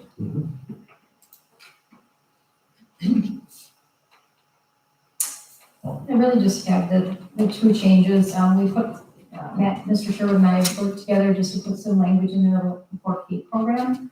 If our kids are performing proficient, they should move on to 5K. So we understand that parents have that decision, but we also want to make sure that they understand that the program is intended for 1 year. That was on page 26. And then the other wording I changed was on 21 right there. Simply because it said it used to be required, and the truth is it's hard to monitor cell phones. We just expect them to not be on their phones in the classroom. So to be able to carry it in their pocket or have it with them is acceptable because it's not a battle we need to fight. So it just says it's recommended that all cell phones are placed in the locker, but they certainly can have it out. They can have it with them and not have it out in classrooms. That's the only really issue you have with cell phones. And then the 4-year-old kindergarten. And then just so you are aware that Rod and I talked also extensively about hats in the middle school versus high school, and we are not implementing any changes with that, but we have an understanding and we know that the high school kids come over and we will be respectful of the fact that they have that rule. It's just not gonna be implemented in our school. So if a seventh grader is in this building, are they subject to your rules or this building's rules? Ours. Your rules, okay. So it's by grade, not by where you're physically at, okay. Afraid of older students.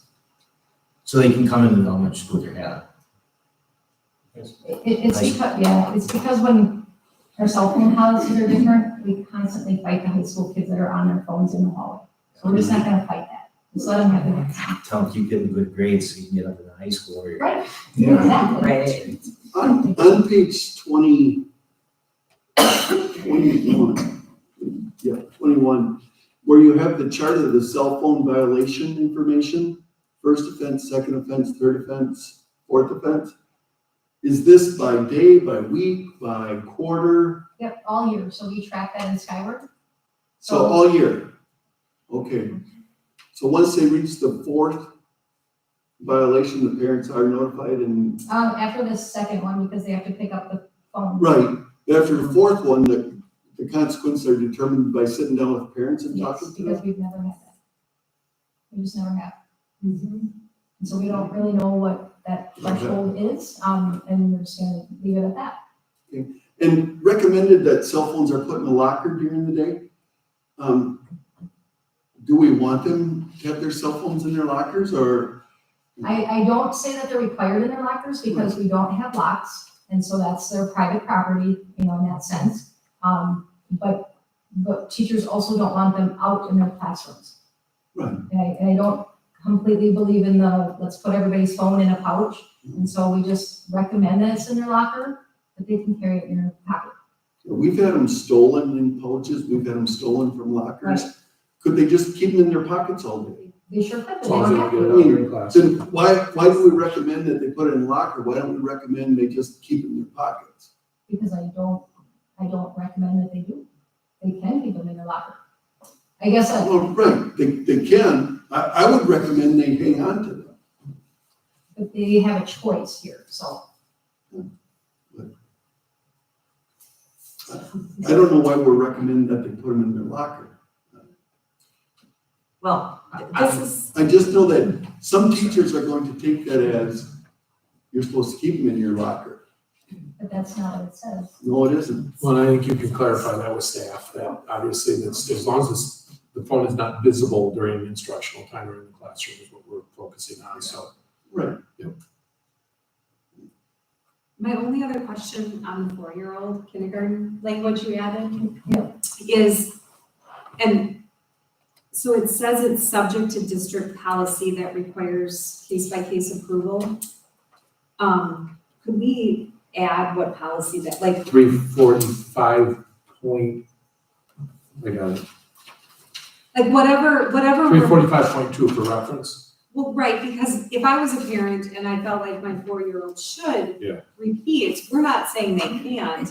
We're just saying that there's a process for that, and you're gonna follow the policy of what the process is to make that request, and then have that conversation to make sure we're all on the same page. So, We can make a reference to Thanks. 345.2. Yep. thanks. 345. 345.2 is the board-approved promotion, retention, acceleration policy. Perfect. And it lists all the steps and the people involved for that, so that is a good idea. It just helps give a Absolutely. parent, like, it empowers them to know, I still absolutely have a lot of say, we just wanna follow the same process. that Parent we feelings follow. are even listed under that as one of the components that goes into the decision. Is that what I saw? Yeah, there it is. In that policy, it says kindergarten has to be informed by February 20th. Could we add that to the 4K policy? It's embedded in there, right? No, I think Or we're saying this depends policy 4K. was like from 1986. Did we even have 4K at that point? No. Probably not, so we need to, when we do Right. a policy update, because right, we Next. need to add 4K to the language here, it says K through. So next month, we'll That's a- bring back that's a this board policy policy. to make a change. Matt wasn't even born in 1986. Yep, yeah. that'll be a policy So addition, you'll bring yes, the the policy language. change next time. Correct. Reading. Perfect. Yep. We'll bring it for first reading next time. Any other questions for the elementary handbook? On page 25, one other one, it says that no exposed private body parts or undergarments, but undergarments is crossed out in elementary, but not crossed out in high school. Why do we have to cross that out? Because the truth is you see a lot of bra straps. You just do. And so if we're not gonna enforce the fact that we accidentally see a bra, I'm not gonna have it in my handbook. In high school, it says bra straps are acceptable, but no other undergarments. So I can absolutely change So that. could we We just mirror that Right. language. Just Yeah. same as what they have, it'd be easier. So I know junior high may tend to push it a little.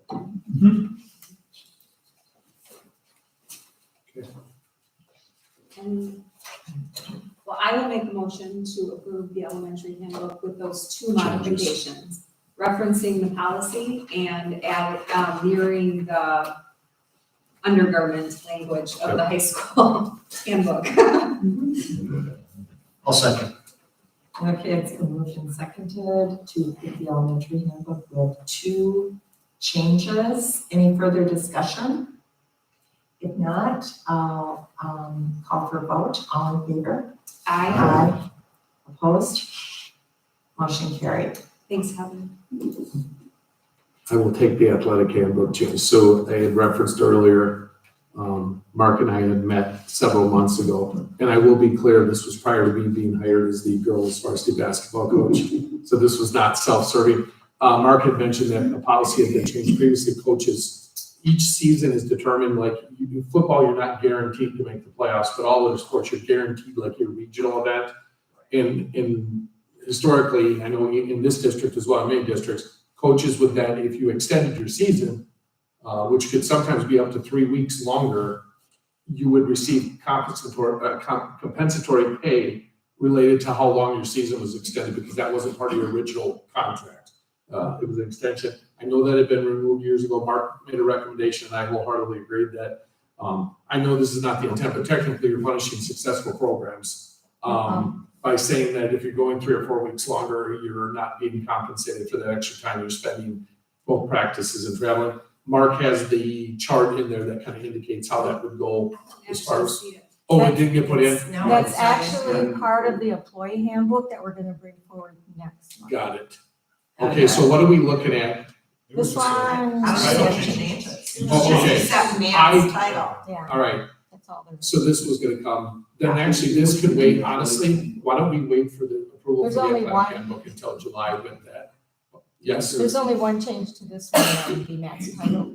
Sorry, one word. Titles and changes. it was just a word change. I guess the point I'm making is there's no sense in approving, like the major change. Is it appropriate? Well, okay. You mean waiting with The the, athletic handbook. Because you have additional changes you want to bring to us. Well, That's what she said in the employee handbook, Employee where the handbook. rest of the pay Then we scale. should All right. approve this. I Right. thought Mark and I had talked that he was gonna put a reference in the athletic handbook. I'm gonna defer to him. If there's no reference being put in this, then this can be approved with just that word changing. yeah, to me because to me this handbook is for students. I didn't And- see that in the employee. It'll be, it's coming in July.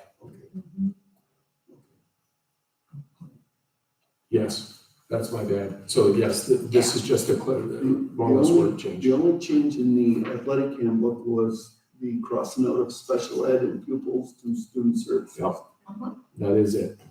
That's it. I'll make a motion to approve the athletic handbook with that presented change. I'll second.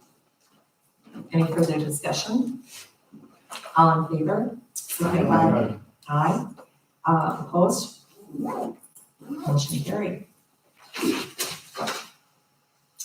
Okay, moving on to the school resource officer memorandum of understanding. I'm gonna promise you these next 4 are gonna go quick. The SRO, there's no changes from the previous agreements on our part. Just to clarify, what we need to have this approved by the board with no changes. It'll then go to the city council. There has been discussion. The mayor has indicated to me that they wanted the district to consider paying a portion of the SRO salary, which I would just tell you, I had conversations with Chief Dewar. I'm opposed to that, as is Chief Dewar, because there's no added duties other than he's stationed here on the campus in response to all calls. So I'm recommending that the board approve this existing contract with the city, and then it'll go to council, and as I indicated to Mary Ann, I plan on being at that city council meeting to answer any questions from council members, that they may have. They would then, if they approved it again in this format, which is certainly possible, it wouldn't come back. If they then, as a council though, said, we want to see these changes, I would have to then bring it back to the board here and present, this is what city council is. So I hope that can all make sense. I'm recommending we approve this as is. It's the same as last year's contract, identical. I have a question. Yes. The bottom page 2, it talks about program assessment. I remember bringing this up last year when we did this. Yeah. I would like to, as an information item, I would really appreciate having that program assessment shared with the board Okay. as an information item. We Yeah. don't I have remember to- I was talking about it, that it hadn't happened previously. Right. Yes. Right, and if we say that there's going to be an assessment, Then we it should do an needs assessment. to be done, Yep. and it needs to be shared as an information I item. will, Chief Dewar and I will make an assessment. Sure. Sounds good. Is there a motion to approve the memorandum of understanding between the school district and the city of Pittsville for the school resource officer? I also move. I'll second. It's been moved and seconded. Any further discussion? All in favor, say aye. Opposed? I would just add to the city council that the reason I agree, just another point to agree, from the compensation standpoint is it's not like he's not working for the city during that. Correct. It would be very different if we were hiring someone and one day a week you were here, and if a call Different. comes from the city, like you aren't a city employee, like, so Yeah. because of how it's structured is why I agree. Mhm. You know, And we we don't pay for have- training. We Right. pay for training and travel for training, Correct. for Chief Dewar as part of our agreement. Yes, Correct. absolutely. So it's because of how it's structured, he really is full-time with the city, he just happens to sit in this building during part of the time, it's how it's been structured. So I would need it to be structured differently to consider, for there ever to be a consideration for us to actually pay part of the salary. Like, he would have to be like, sorry, he's not the city's right now, he's the school's. Right. Well, another point I brought up, Julie, is that at any given day in the community of Pittsville, a great majority of the human individuals are on this campus. Correct. It makes sense to have that presence be where the most of your folks It are in actually building helps his relationships job, with right? kids. And if we're commenting on this at this point, I guess I'll also mention, you know, part of the police department's duties are to do this type of service, to provide the community. If the city board wants to ask for additional funds or money from us, my question to them would be if they're going to start charging the local businesses for their door checks. You know, I mean, it's just it's just one other thing that the police department offers the community. It's very different if he must be here from this time to this time and he's, but that's not the way it's structured. You know, and along with money comes, you know, influence and additional requests. Are they willing to have him tied up here? Now that we would be paying him, we would have some control. I don't think they would want us to have control over their officer. And I've received no indication from city council. The mayor had mentioned it to me. It's something they wanted to discuss. I know there's been a change to the council in the meantime since that was previously brought up. So I will bring all those points up at the meeting. So he agreed. I appreciate that. Let's move on to the land lease maintenance agreement. So the land lease, I've kind of went over this with the, in a closed session, we discussed it, but then I communicated the change, the only significant change to the land lease agreement was the compensation from the district of $3,000, which was previously $500. The caveat with that was when that original land lease was developed 10 years ago, is there was a land quit claim done with the land. The district gave the city the land where the walking path is that goes to 3rd Street right now as part of that agreement, which was then deference to giving a lower rate on that. It's been 10 years with the cost of, you know, when you look at inflation with them doing the mowing on the hill and whatnot stuff. I felt that this was a fair agreement that we came up with. I went to the city council meeting 2 weeks ago where they approved the proposal. and answered some questions they had. It was a very cordial meeting, good questions, and I think this is a fair agreement for the use of the facility with the city. And this has been approved as written by the city council.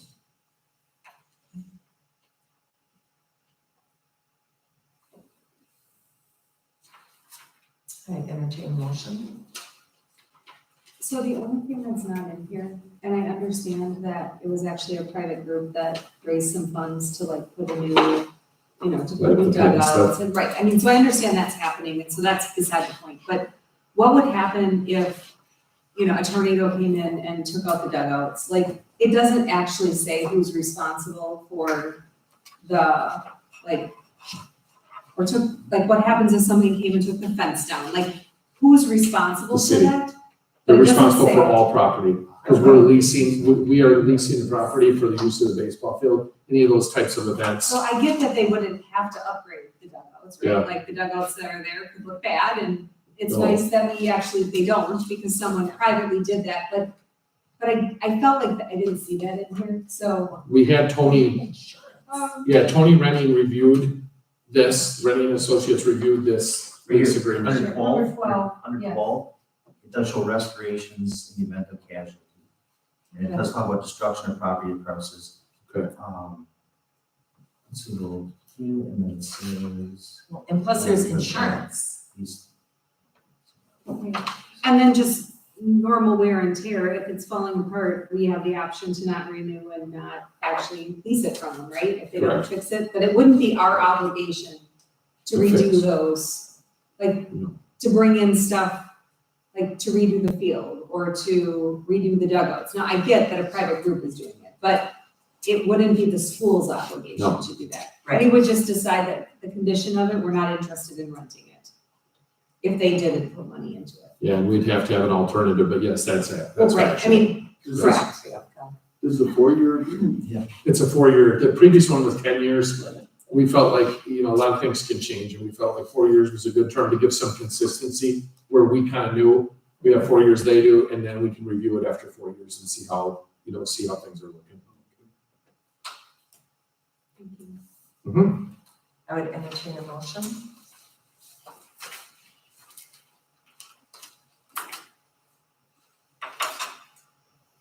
I would motion that we accept the land lease shared maintenance agreement with the city of Pittsville. Can I'm sorry, I have one request, and that was my bad we do not want shared maintenance in there. That was recommended by Rennie, that we don't, because we're doing a land lease, we're not sharing any maintenance. So it'll just be So shared, It should land not lease, be shared maintenance. just land lease. Yep, everything else is the same. Land lease agreement. Yeah, that was my Yes. bad. Yeah. So you want to approve the land lease agreement The with the the school land district lease agreement with the school, Yes, yes, thank you. for the period of 4 years. yes, for 4 years. We do not want shared maintenance, that's what we're doing. I'll second it. Correct. It's been moved and seconded to approve the land lease agreement with the city. Any further discussion? All in favor, say aye. Aye. Opposed? Motion carried. Item J, the social media contact for education. This is just for information. It does not require a vote from the board, but I just wanted to present, we are extremely happy with our contract with social media for schools. They do a phenomenal job.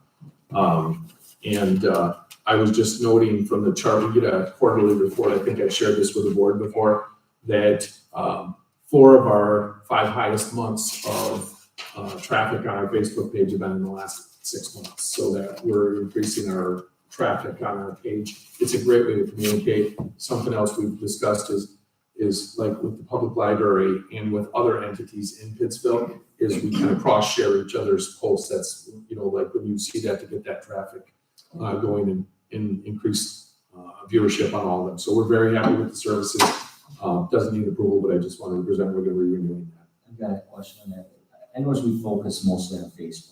Mhm. And I see a little bit, I believe it's on either Instagram. on Twitter or whatever. Yep.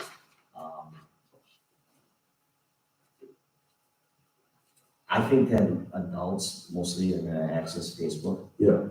But I think that the younger group is gonna, I think they focus more on like the Instagram. And I don't know if we need to step that up. We actually have, so that's on this report, we have 522 Instagram followers. Now, I don't know how that would stack up comparatively in district, and we have 46 Twitter followers.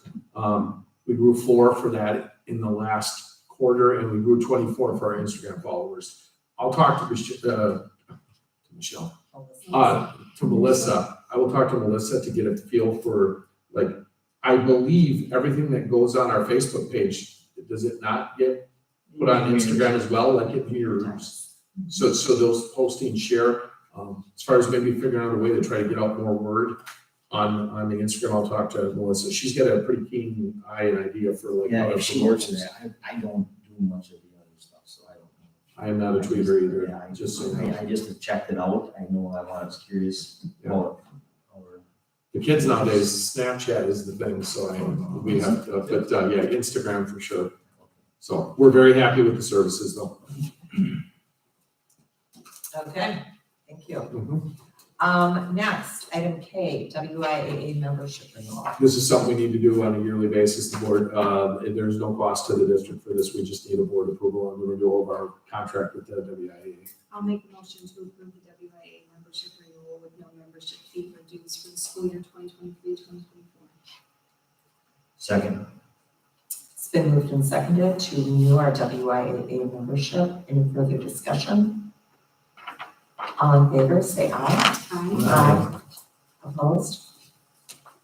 Okay, CISA 5 contract. So we have a couple options for the board with the CISA 5 contract. Is, as you saw and some board members commented on, there's some significant increases in personnel services through CISA. And what this entails is school psych services, OT, and it's going to be, we have to find an alternative for speech and language because Luann LaRose retired this year. We've had a posting and we've had 0 applicants for it. These are hard to fill positions. The contracting for the school psych services, personnel services for CISA are not cost effective. I will just state them. They're very expensive. We do not have to cover benefits, but I think they kind of build it into what they charge us because it's a significant cost. Matt and others we're looking at some alternatives right now. So one of the options for the board is we could table the approval of this until we get some more definitive answers on those personnel services, because that will have a significant impact on the dollar amount of the contract. And we can bring it back, we should have more direction, honestly, in the next couple of weeks. By Thursday. There you go. So it would still be the next, probably the July meeting, we could bring it back. We could table this till July when we have more information. Will CISA wait? Can we sign a contract after our July meeting with CISA for the next calendar year? We right now, technically, the contract is due right now for services, and what we could do is, we could technically ask them to amend the contract to not include the school psych services and sign it without those services included. I'll ask Jeremy Beal if we can sign it, and then, and I'm pretty certain we can, is if we don't use the services, we could. Correct, I think our only issue would be if situation did fall through, we've just given our 2 days to another district. Yeah. They have a limited We've amount lost of personnel that do this, and one of the things beneficial is to get in and get these days locked in, because they may only have like 2 school sites, and then any of the districts in the consortium can take those days. So we would have to look for a potential alternative, but so. Do we want to wait till July? My point would be this, is if we could make an amendment to the contract, then there would be no, like, we could just sign this now and then we'll amend it as, my only concern would be if we commit to the school psych services, are we locked in? That would be my concern, because that was $56,000 for 2 days a week. So. I would say no, but I don't want to say for sure, because I know there was a time where we had those services contracted, and they did not provide that service to us. So I mean, it kind of goes both ways that way as well. Because I can't imagine they would force us into something like if we had an alternative, we can't be forced into using the school psych services. So if we have a contract with them, they still only bill us for what they actually provide? Yes. Correct. This So- year it was significantly more than the 53,000. So if we signed a contract for them, but then told them in a week, we actually don't want any of it, we're not obligated, because if they don't provide it, we don't have to pay for it. That would be my understanding. I So if think we all that of a sudden makes decided to sense. hire a full-time school psychologist here and provide that service ourselves, we would not be locked into that contract with them. So that answers the question. So the board could approve this and then we can simply, as we have, the nice thing is what Pam indicated, is if these other options fall through potentially, that would be like our backup plan and making sure we had those days available. But man, we're overturning rocks looking for other options. We've been exploring multiple options with this. The OT thing we're committed to, like we need the OT services. That's And I would it's the say the school number side. that they have projected is probably a little bit high, just based on the students that we currently have. But it is still a substantial number. For OT, Yes, That's probably. it won't be that high, but it's still gonna be significant. So what we have in our packet, is that the full contract, or is there more language? No, that's the full services, the list of the contract, There's services. no other pages, it's just No. those two, Just these 2 pages that list the services and the total dollar amount. and then we sign it somewhere? I Or we don't even have to sign it? No, the board would approve the contract. I have the cover sheet to sign, be signed by me and Mary Ann. It's in is it in here? No, but it would be me and Mary Ann. would sign. Oh, it's in the Because what I'm yellow reading folder. here doesn't obligate you to anything. Just No. tells you what you need to cost. No, but the actual signature sheet that I would submit, the MOU with them would commit to this. This is a So- list of the services though. for the board. Okay. No, go ahead, Julie. Well, so I don't know that I can make a decision without knowing what we're approving you to sign. Because if this is what it is, this just gives a list of services, but if there's something else that's obligating us, I just don't want them to come back, and I'm not saying they're going to, but I want them to come back and sue us because we took the 2 days, signed the contract, and then in 2 weeks say we don't need it, which, I mean, isn't really fair to them either, because it's putting them on the hook that they have a full-time person they thought we were gonna buy. Now, I get we're only charged units, but like so I would rather give some type of approval to sign it if needed, or to have some type of follow-up That would be meeting with us to, like, Yeah. because I feel bad, I don't feel good about signing something and then just failing on it, unless the contract clearly says you can, then it's fine, if it's just a We list of added, after the services. contract was signed last year, we actually added services, so I have to believe there would be language in, but I would be comfortable with the board giving me approval to sign after determining those. Yeah, if you think you're gonna do your magic and put pieces together, as early as the end of this week, I think the idea of approving it with a contingency, because it doesn't have to be signed tonight. No, I should have an answer on Thursday. Okay.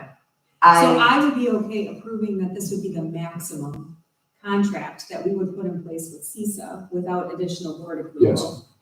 With the ability to decrease it based on, what you finalize. So that we're giving you, like, this is the max you could, but let's actually, in good faith, put in place with them what we really want. We're gonna Because the speech and language piece is still hanging out there for us. We have Correct. 0 applicants for that. Yeah. Which potentially could rear its ugly head at some point, but we've been trying. Yeah. That would be acceptable in my opinion. I think it makes sense. Okay, I'll entertain a motion. So that's what I meant to do. So I make a motion that what's been presented to us would be the maximum CISA contract negotiated between Jason and Matt in our needs for the 2023-2024 school year. that might not be true. Because the speech and language right now is 0. And we don't have a speech and language. We may Well- have to add to this contract. Well, if you're gonna go over the 100 and some thousand, I think it I has will to bring come it back back to for us. board It has to approval come at back that to point. us. Yeah. So, I will bring it back for board approval if we have to do that, because that'll be that would be a change. Like right now, we're trying to find speech and language services outside of that realm. Is there a second to Julie's motion? I'll second. It's been moved and seconded. Any further discussion or questions? Let's take a vote. All in favor, say aye. Aye. Opposed? Motion carried. AGR results. I'm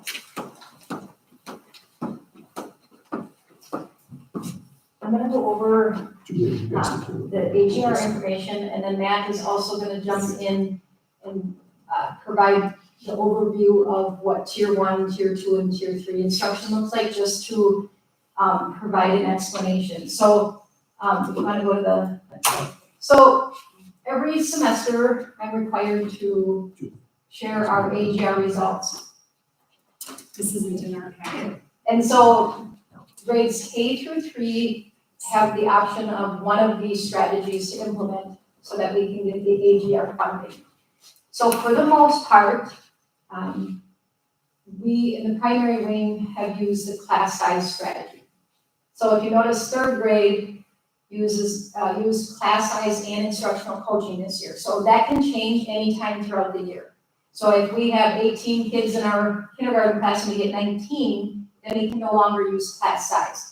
But this year, we were able to keep class size for kindergarten, 1st grade, 2nd grade, and one of the 3rd grade classes, where the other one used the instructional coach. So that's the strategies that we need to share with you, and that's the strategies we used, so.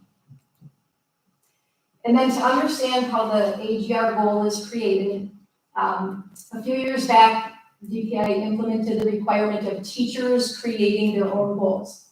So the teachers have the autonomy every year to decide on what their goals are for reading and math, and they also can be revised throughout the year. So if you remember last year, 3rd grade winter results, they were almost at 100%. So instead of saying, let's keep that at 100%, they made a more rigorous goal for the spring. So teachers have that autonomy throughout the year to make changes to meet their goals.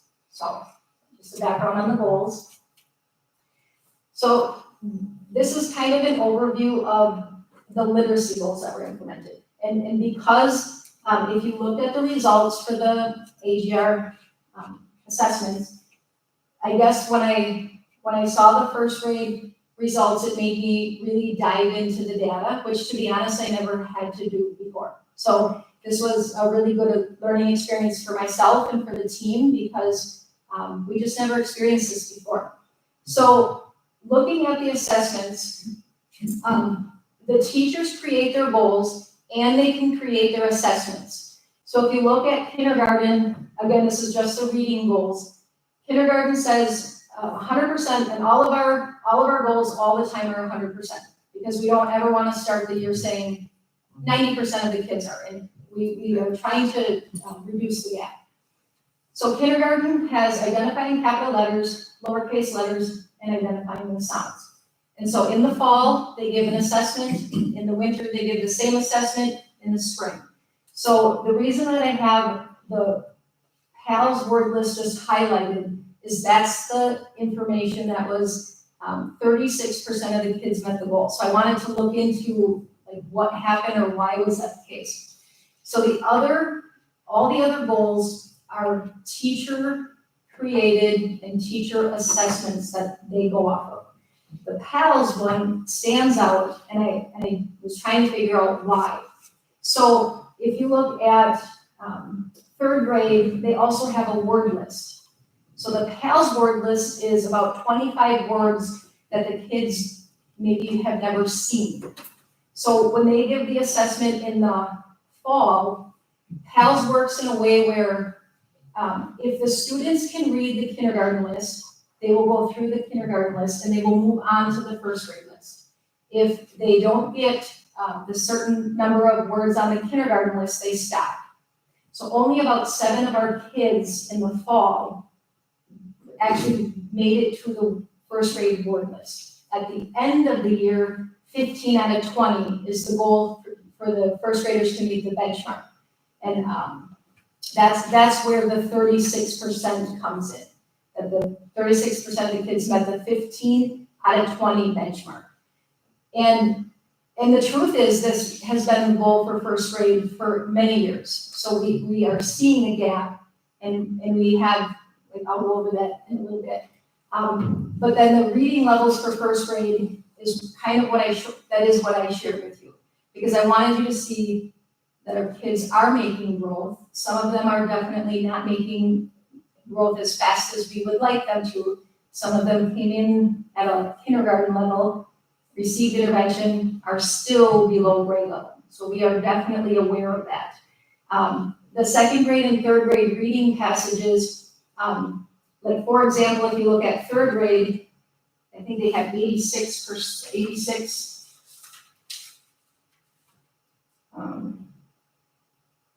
Hold on just a second. They had 89% the fall, and then 89 in the spring. However, they changed their reading passage throughout the year to be more challenging, longer, and more difficult. So it might not appear they made growth, but their assessment is different and more rigorous. So again, looking at the word list for PAL, the kids don't do anything with that list. So it's like a cold read in the spring.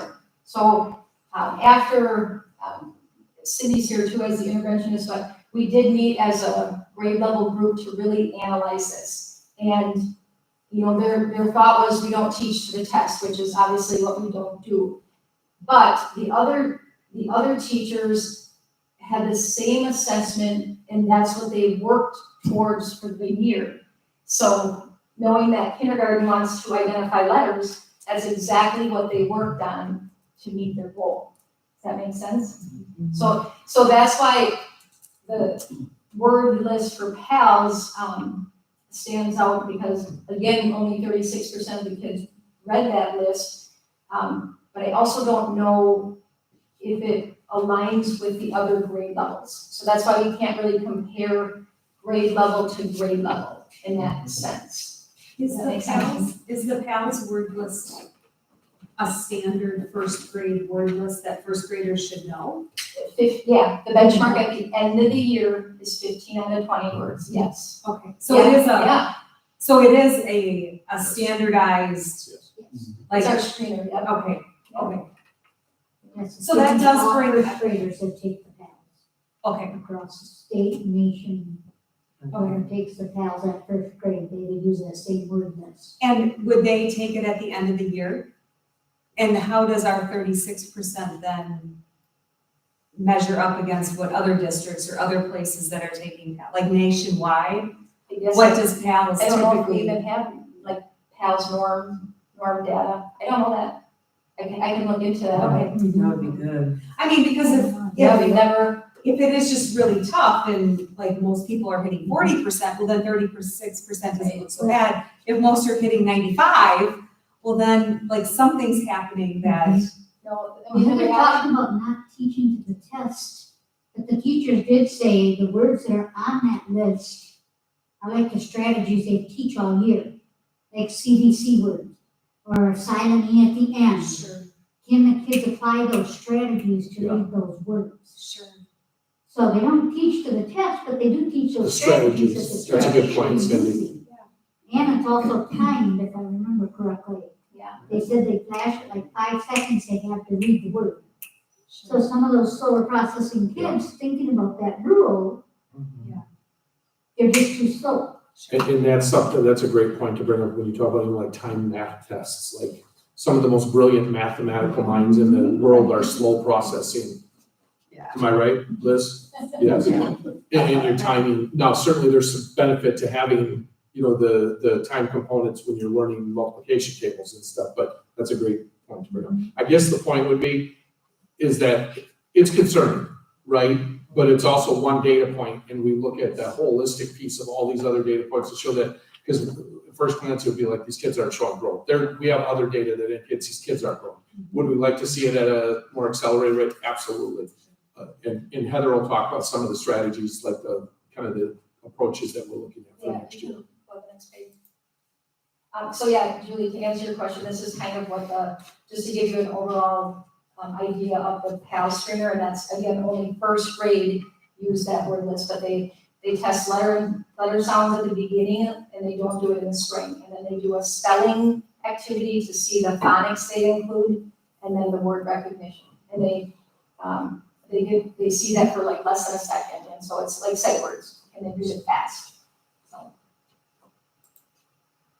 So Matt's gonna just kind of give an overview of the understanding of tier 1, tier 2, and tier 3 instruction because the reality is we had some changes in intervention staffing, but I also want to make sure that from this document here that you know that all kids in every grade level are receiving that intervention time. So whether it be with an interventionist or with a small group with classroom teachers or with a bigger enrichment group, all those kids, every grade level right now are receiving intervention. So when we talk about systems of support, there's lots of fancy acronyms out there that essentially mean the same thing, whether it's MLSS, which is multi-level system support, RTI, response intervention, MTSS, multi-tiered system support. It's essentially all talking about the same thing. So when we start talking about tier 1 instruction, we're talking about whole group instruction. So when a classroom teacher is in front of their students, what skill do I want my kids to know? And how am I making sure that I'm making sure that all of my students are getting that skill? So each of us can learn a different way. So that's that differentiated approach always comes into play. So I think that's a part that from a school-wide perspective, especially in the case of our buildings, that's always your first go-to. I want to make sure that we have all of our teachers utilizing the best strategies to make sure that all of our students are getting that tier 1 instruction to make sure that they're in that base lesson. Next slide, Mr. Dunn.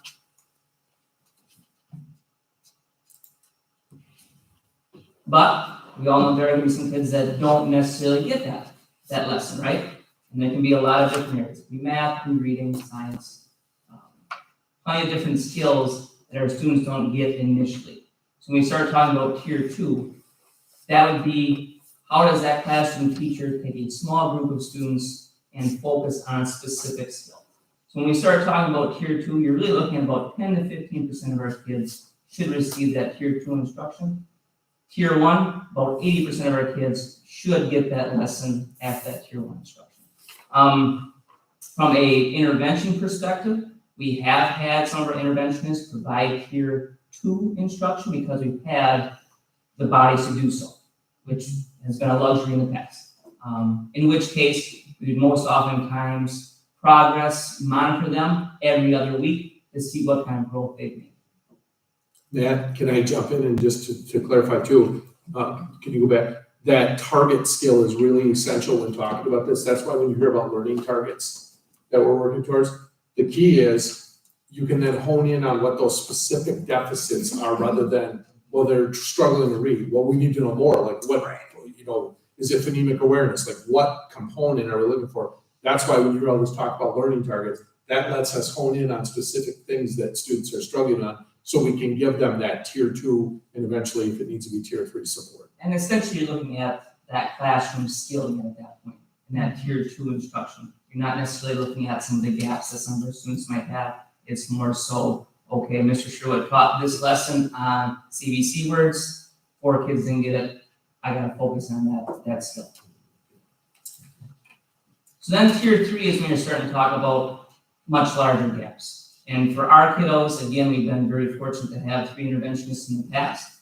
But I would also say that when you start talking about percentage of kids, usually about 1 to 5% of your classroom population should be receiving that true tier 3 instruction, with a Miss Schooley in reading or Mrs. Frericks, or in the past, Mr. Klein, Mrs. Denniston, where you're focusing on the gaps that students have, and then your progress monitoring weekly determine whether or not the strategies that you're implementing in that small group are truly working. Because again, it's about filling the gaps. It's not necessarily going, well, that lesson that was taught last week, you didn't understand. It's saying, well, no, you have kindergarten skills that aren't there as a first grader.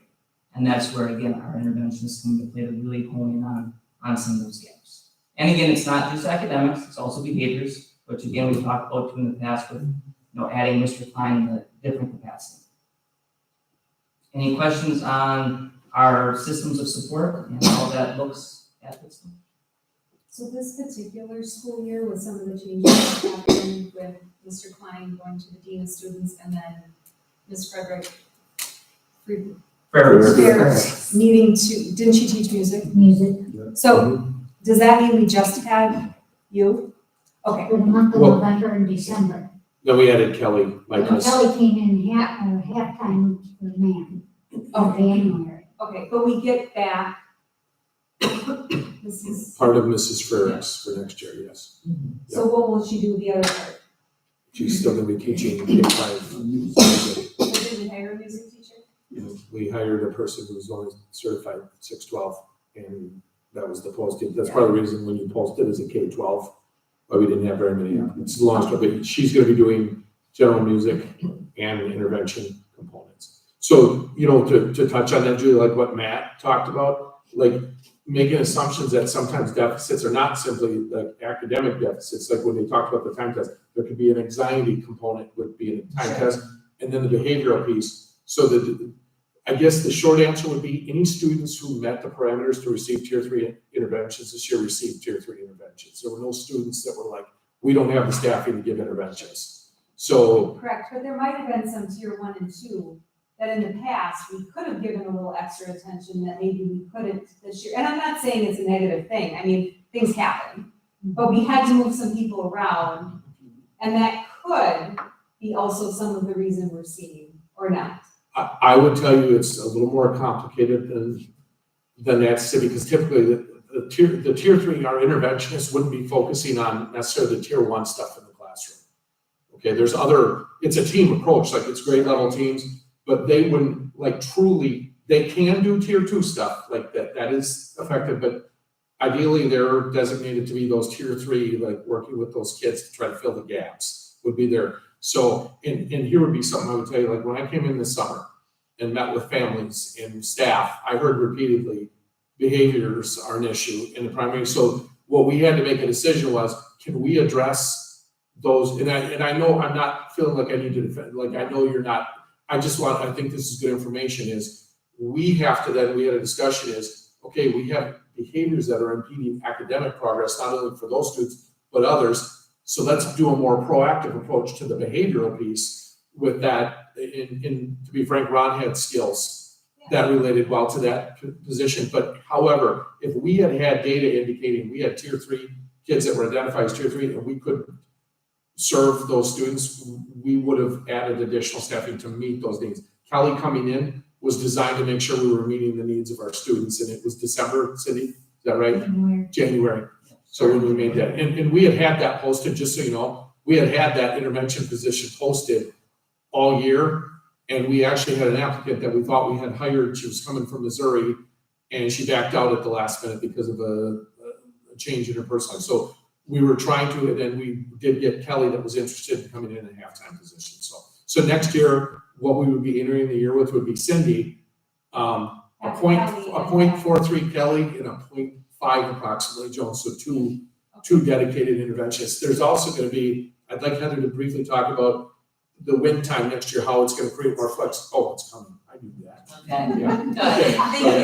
And I also think it's important to know that when we did make that change with Ron's position, teams met and came up with a plan of, how is that intervention time gonna look different with maybe one less interventionist. But again, like for example, in first grade, the 2 classroom teachers took LLI groups, while the 3rd classroom teacher took more of the enrichment group. So they were receiving that intervention like they would with Cindy too. Okay, so And So is here's kind of- Ron, I'm sorry, question, is Ron still doing some intervention work? Behavioral. Behavioral interventions, okay, thank you. So the truth is, we know there's some gaps and we know we need to make some changes. So when we did the schedule in February, I believe it was, we realized that classrooms need more instructional minutes as tier 1. And so we actually changed intervention time so that it's not 42 minutes every grade level, no matter what. And so we removed it from the schedule, so it's not a block of time anymore. What we're going to do is we're gonna look at the needs to determine who needs math intervention, who needs reading intervention, and figure out a schedule from there with definitely the focus on the primary students. So again, in the past, it was every grade level was equal time. Now we need to fill those gaps in that primary. Early intervention. Yeah, so, and again, some staff perceive that as we took intervention out. We did not, we just don't have it scheduled in everybody's schedule right now. So now we've increased the instructional time that teachers can be with their kids. We also, in the past, we've spent a couple weeks, letting kids get familiar with their new teacher, their new classroom routines, and now we're saying we know the kids that need intervention, we need to start them right away. So that will look different too, as far as starting earlier. And then teachers also, I think different grade levels said, we're ready, we're not gonna be ready, so we're gonna have a school-wide, this is when interventions start, whether you're ready or not. So we know that the kids need that. There was a staffing change to help with the 4K and the early literacy pieces. So there will be 2 licensed teachers in 4K full day with a 3rd one in the morning. So I'll have 2 4K teachers team teaching, and then 1 teacher and 1 assistant, but there will be a 4K teacher all day. So that was a change, then which affected 2nd grade. So. Heather, can I jump in? Yep. The idea being obviously early intervention is try to identify these needs early and support the students with those smaller groups and more dedicated instruction practices. Yep. And that 3rd teacher would be Ms. Kramer, who would be servicing our early childhood, thank you, students in a team teaching capacity with one of the 2 4K teachers. And then Sorry. we've already talked about this, but we, went from 2 days to 5 days, 4K. And then the instructional assistant will be assigned to 2nd grade for support in 2nd grade. And as well as, I met with the 2nd grade team, we're looking at solutions to provide support that they will need. Because to be candid, there were concerns brought by the 2nd grade team to say, wait a minute, we're only gonna have 2 sections with the students going up. But the reality is we have a finite amount of resources with teaching bodies, and the decision to say, we're gonna focus those resources in the early stages to try to. Yeah, I mean, I can understand why the 2nd grade teachers would have that feedback, because they're also getting the students that scored 36% on their PALs, right? Like, they're getting the students who need Yep. the extra attention. That specific grade that is struggling, you're recommending to take instruction away. So I can definitely see why. Well, we're gonna add, there are resources being added, but yes, as far as like spinning it to 3 sections, and I'm just gonna be clear, that, like, we're very fortunate in this district, and it's one of the things we're proud of, right, that we have very low class sizes, like extremely low. So are they under 18 in 2nd grade going in next year, or are they over? No, they won't be, but we have those other, between the instructional coaching and the one-on-one where we can meet those requirements. What I would say is, when we talk about Hattie's research, Hattie did a meta study on education that was like thousands of different studies. And I know, and I will get my own wife as an educator will reminisce at me when I say this, there's clear indicators that class size alone is not like indicative of student success, like lowering class sizes alone. There's a bunch of components that go into that. Is it a luxury to say we'd love to have that? We don't have we have to make some decisions sometimes to say, all right, we can keep playing whack-a-mole, or we can try to say, let's do some early interventions, try to get to the point where we can maybe address some of these, and going 5 days a week where we have that consistency, looking at our tier 1 instructions. We're certainly not throwing these kids out to drive the 2nd or the 2nd grade staff, but we're gonna put other supports and resources in. So, kids are in the classroom in 2nd grade? for what's 40, With 23 in each class. With 2nd grade, about 23 in each class. Wow. the alternative would be to effectively have 4K. So many folks chose the full day 4K option to have 29 kids in 4K. And that's why I say, it's like, I wish we had a finite amount of resources we could say, and honestly, Julie, if there were clear indicators that if we make 3 sections, that is going to solve there just isn't. It's so many different components that go into that. And I can tell you this, is that the team is working hard with the staff to make sure this isn't a matter of, well, we give it, like, we're gonna support folks and try to bring in resources. And it's a very complicated puzzle to put together to support all these needs. But I feel like we have a solid plan, moving into the year, and we'll migrate if we need to as we look at data and what our needs are. And just, again, a learning experience for the teams is, we're gonna meet as a K-3 team to do AGR goals and kind of make sure that they align. Again, it was just something that I never needed to analyze. And then, 2 of our teachers received the Community Foundation grant, and so, 4K through 3, they will have 60 minutes in the local library every 3 weeks, so that the transportation is covered, and just, again, fostering that love of literacy in a different environment, and so that's a great opportunity. We are offering a 2-week Jumpstart program. As of right now, they're doing social emotional learning, math, and reading in the rotation. I know Mr. Klein and I have done a lot of talking, and there might be more of a need for more literacy time, more math time, that kind of thing. So as of right now, we have 9 of the students in 1st grade going into 2nd grade. And Mr. Klein is reaching out to families to kind of personally connect and invite them. And then just, for example, the early release time, the curriculum, the vertical teen time for 4K through 3, talked about science standards for a majority of the year to get that covered, because that was a place that was lacking too. So there will be more emphasis on ELA practices and alignment, so. And another focus we've talked about too is that content area reading is that when you have a focus like that, there's a research behind, like, you focus on, you read in science, right? It's a different type of reading, when you're analyzing text, but focusing on that as a holistic approach to say, we're gonna really focus with that group on, when we're doing our science, we're going to focus on some reading components that we know are maybe areas that we have those gaps and deficits. So it's gonna be kind of a holistic approach with that too. And just some feedback from the teachers I met with who they are asking for some professional development in teaching reading. So that's something I'm looking at as well, so that they feel that they are the experts, because they are. And we have 9 days through CISA every year that we can use as we see fit for CISA to come in and offer us. That's part of the contract, so that we could utilize that. We ask staff, what do you need? And that would be something we could utilize CISA resources to bring in reading personnel.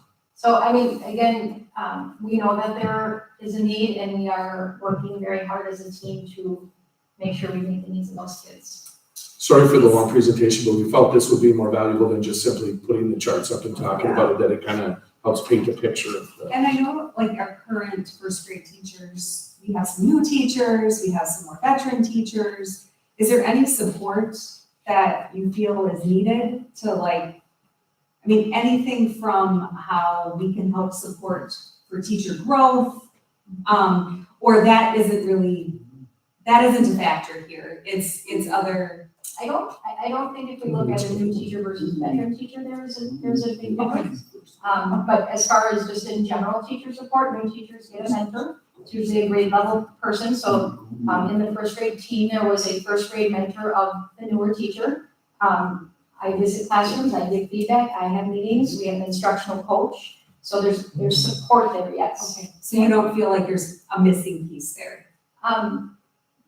Continued support is needed for some, Sure. more staff, or some other. It's absolutely a piece of the puzzle. It's a part of the puzzle, is supporting and finding out what people need.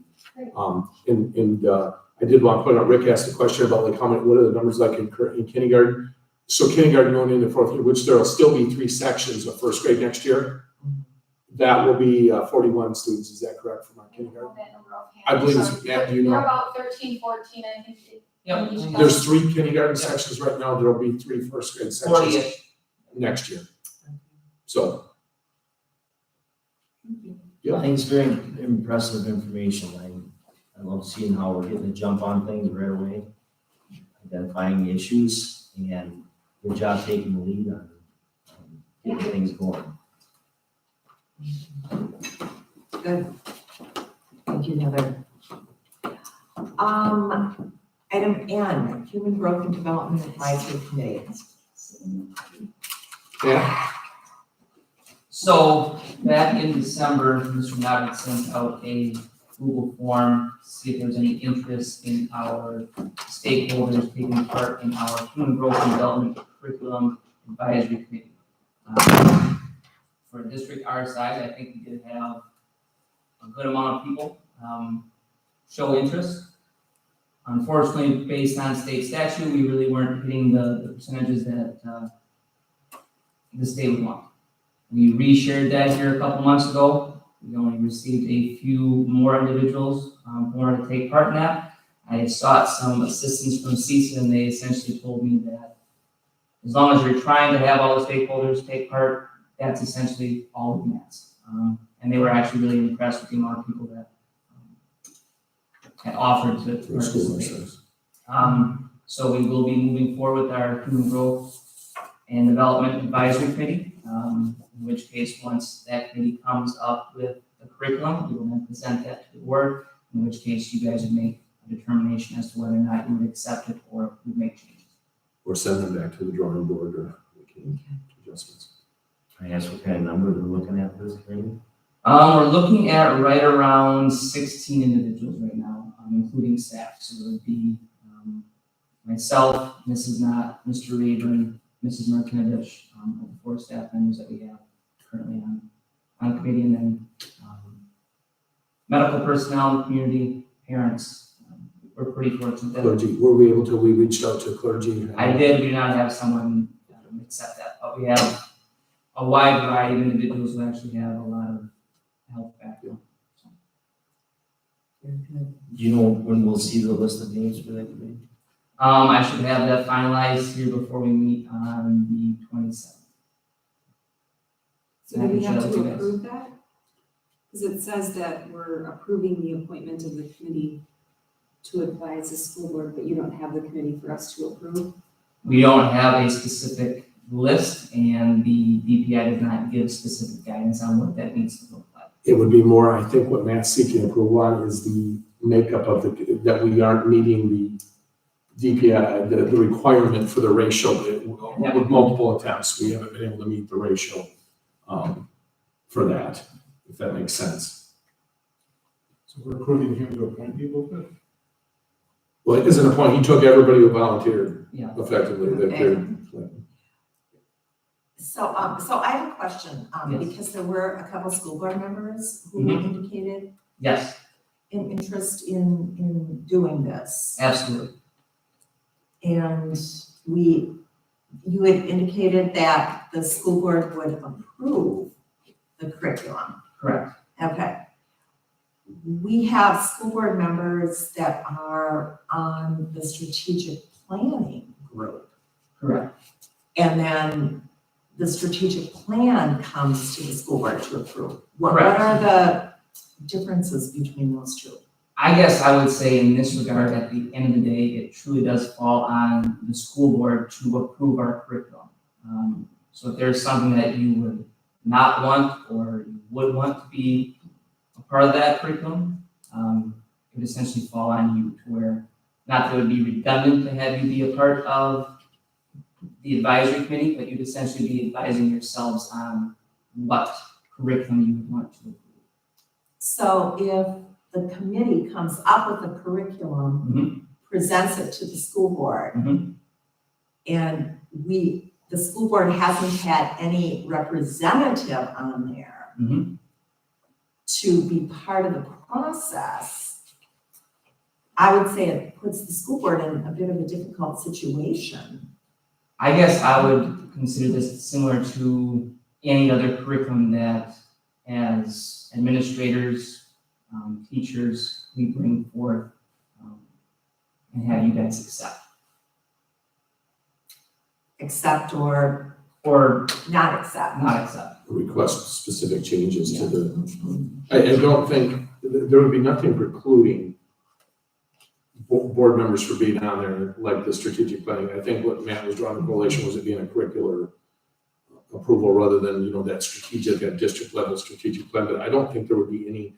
I know originally we were worried about the ratio when we thought we could meet the ratio because the more school personnel, the higher the ratio is for having to get other people on it. That was originally, well, we We can't be more than 20%. we couldn't meet that I anyway. remember that. It would make our ratio look worse to the state because you guys are considered, so if we added the 3 board members, our ratio would probably go, they say no more than 25% The only school state personnel. where that can be more than 25% is parents. Yeah, And I wasn't going to be on it anyways because we were only gonna have 2. oh, Yeah, we Um, were gonna have Yeah, to. so we But I had, just thought- because It was- then we it didn't was have your to, Yeah, Mr. right, President. just so we didn't have to have like, yes. post it, right? Like, we didn't wanna make it a I post remember that meeting. now, Yeah, Julie, yes. So I Well, wasn't you going to you miss have to it. post it regardless. The public can Oh, come sure. and participate. Yeah, great. So if you guys wanted to come and watch and listen and participate that way.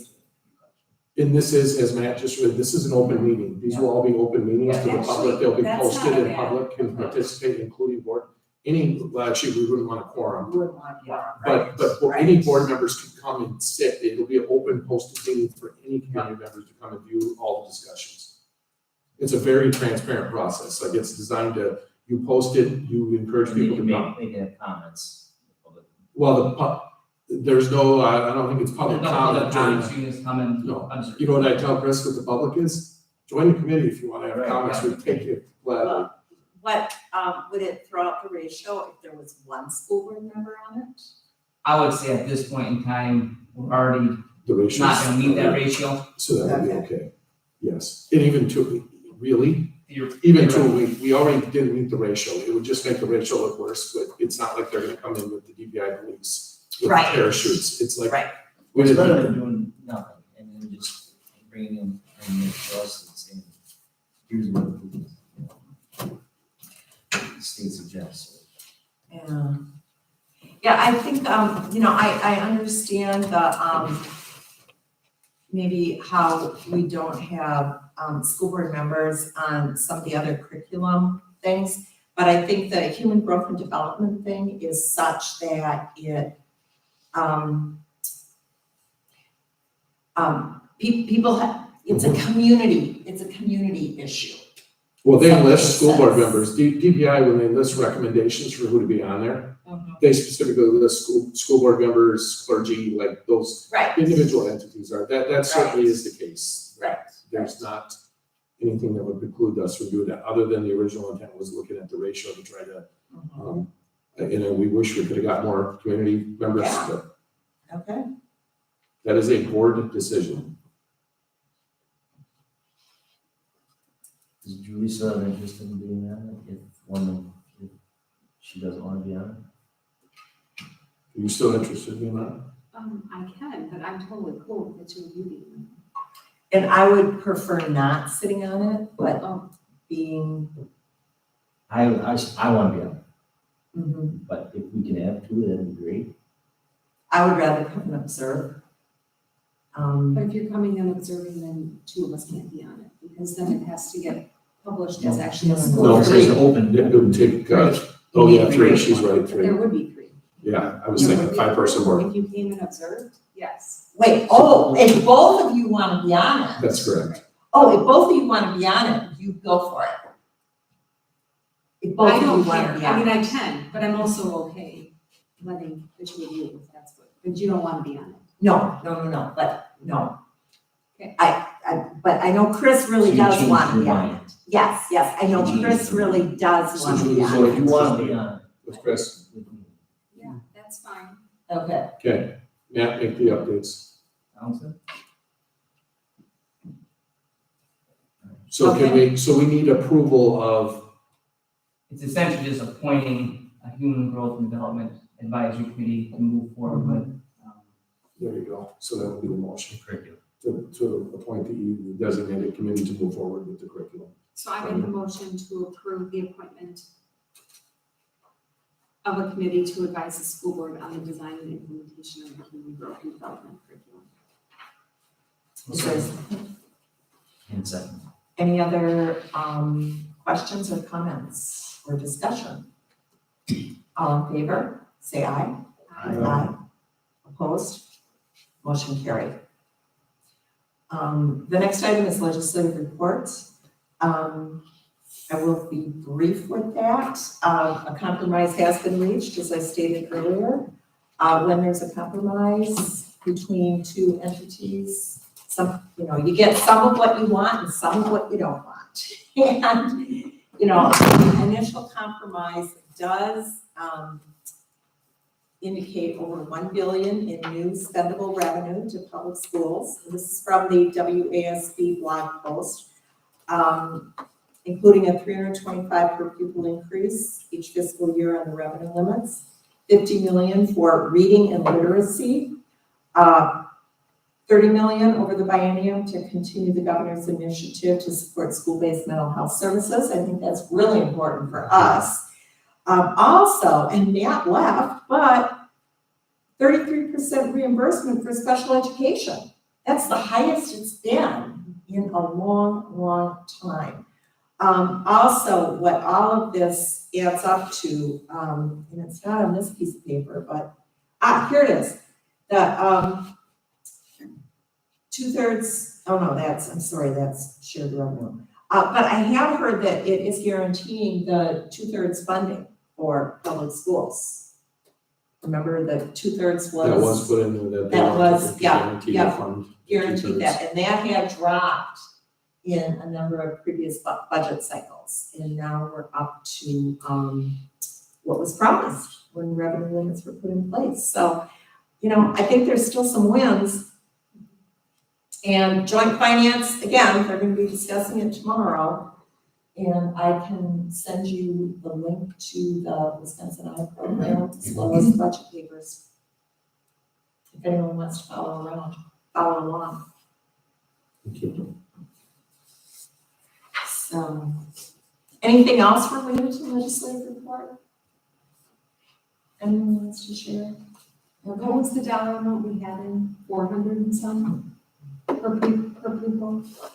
Categorically, like, 325. 350. they're not even talking categorically anymore. I haven't heard anything about even the $42 they were talking about adding. I don't think that's still in there. Well, I'm just reading from the blog post. Yeah, and I've seen like 3 things come out today and none of them they had talked about adding $42 this year and like $84 next year to the outside the limits categorically. Everything there is inside the limits. Well, we'll see what happens. Yeah. Fingers crossed. I'm optimistic tomorrow. Look how quickly it changed last I'm an week. optimist. I am Not a too. long week, but I am optimistic. Again, compromises, each side gets something, and each side gives up something. And that's the nature of politics and compromise. I have nothing to add on updates. Okay.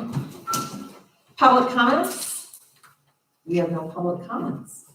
So now, I will, I make a motion to move into closed session. thank you. Roll call vote, Julie? Me, Yes. Chris, Yes. Serena, Yes. Rick. Yeah. Thank you. Okay, we're now in closed Comments, session. Andy?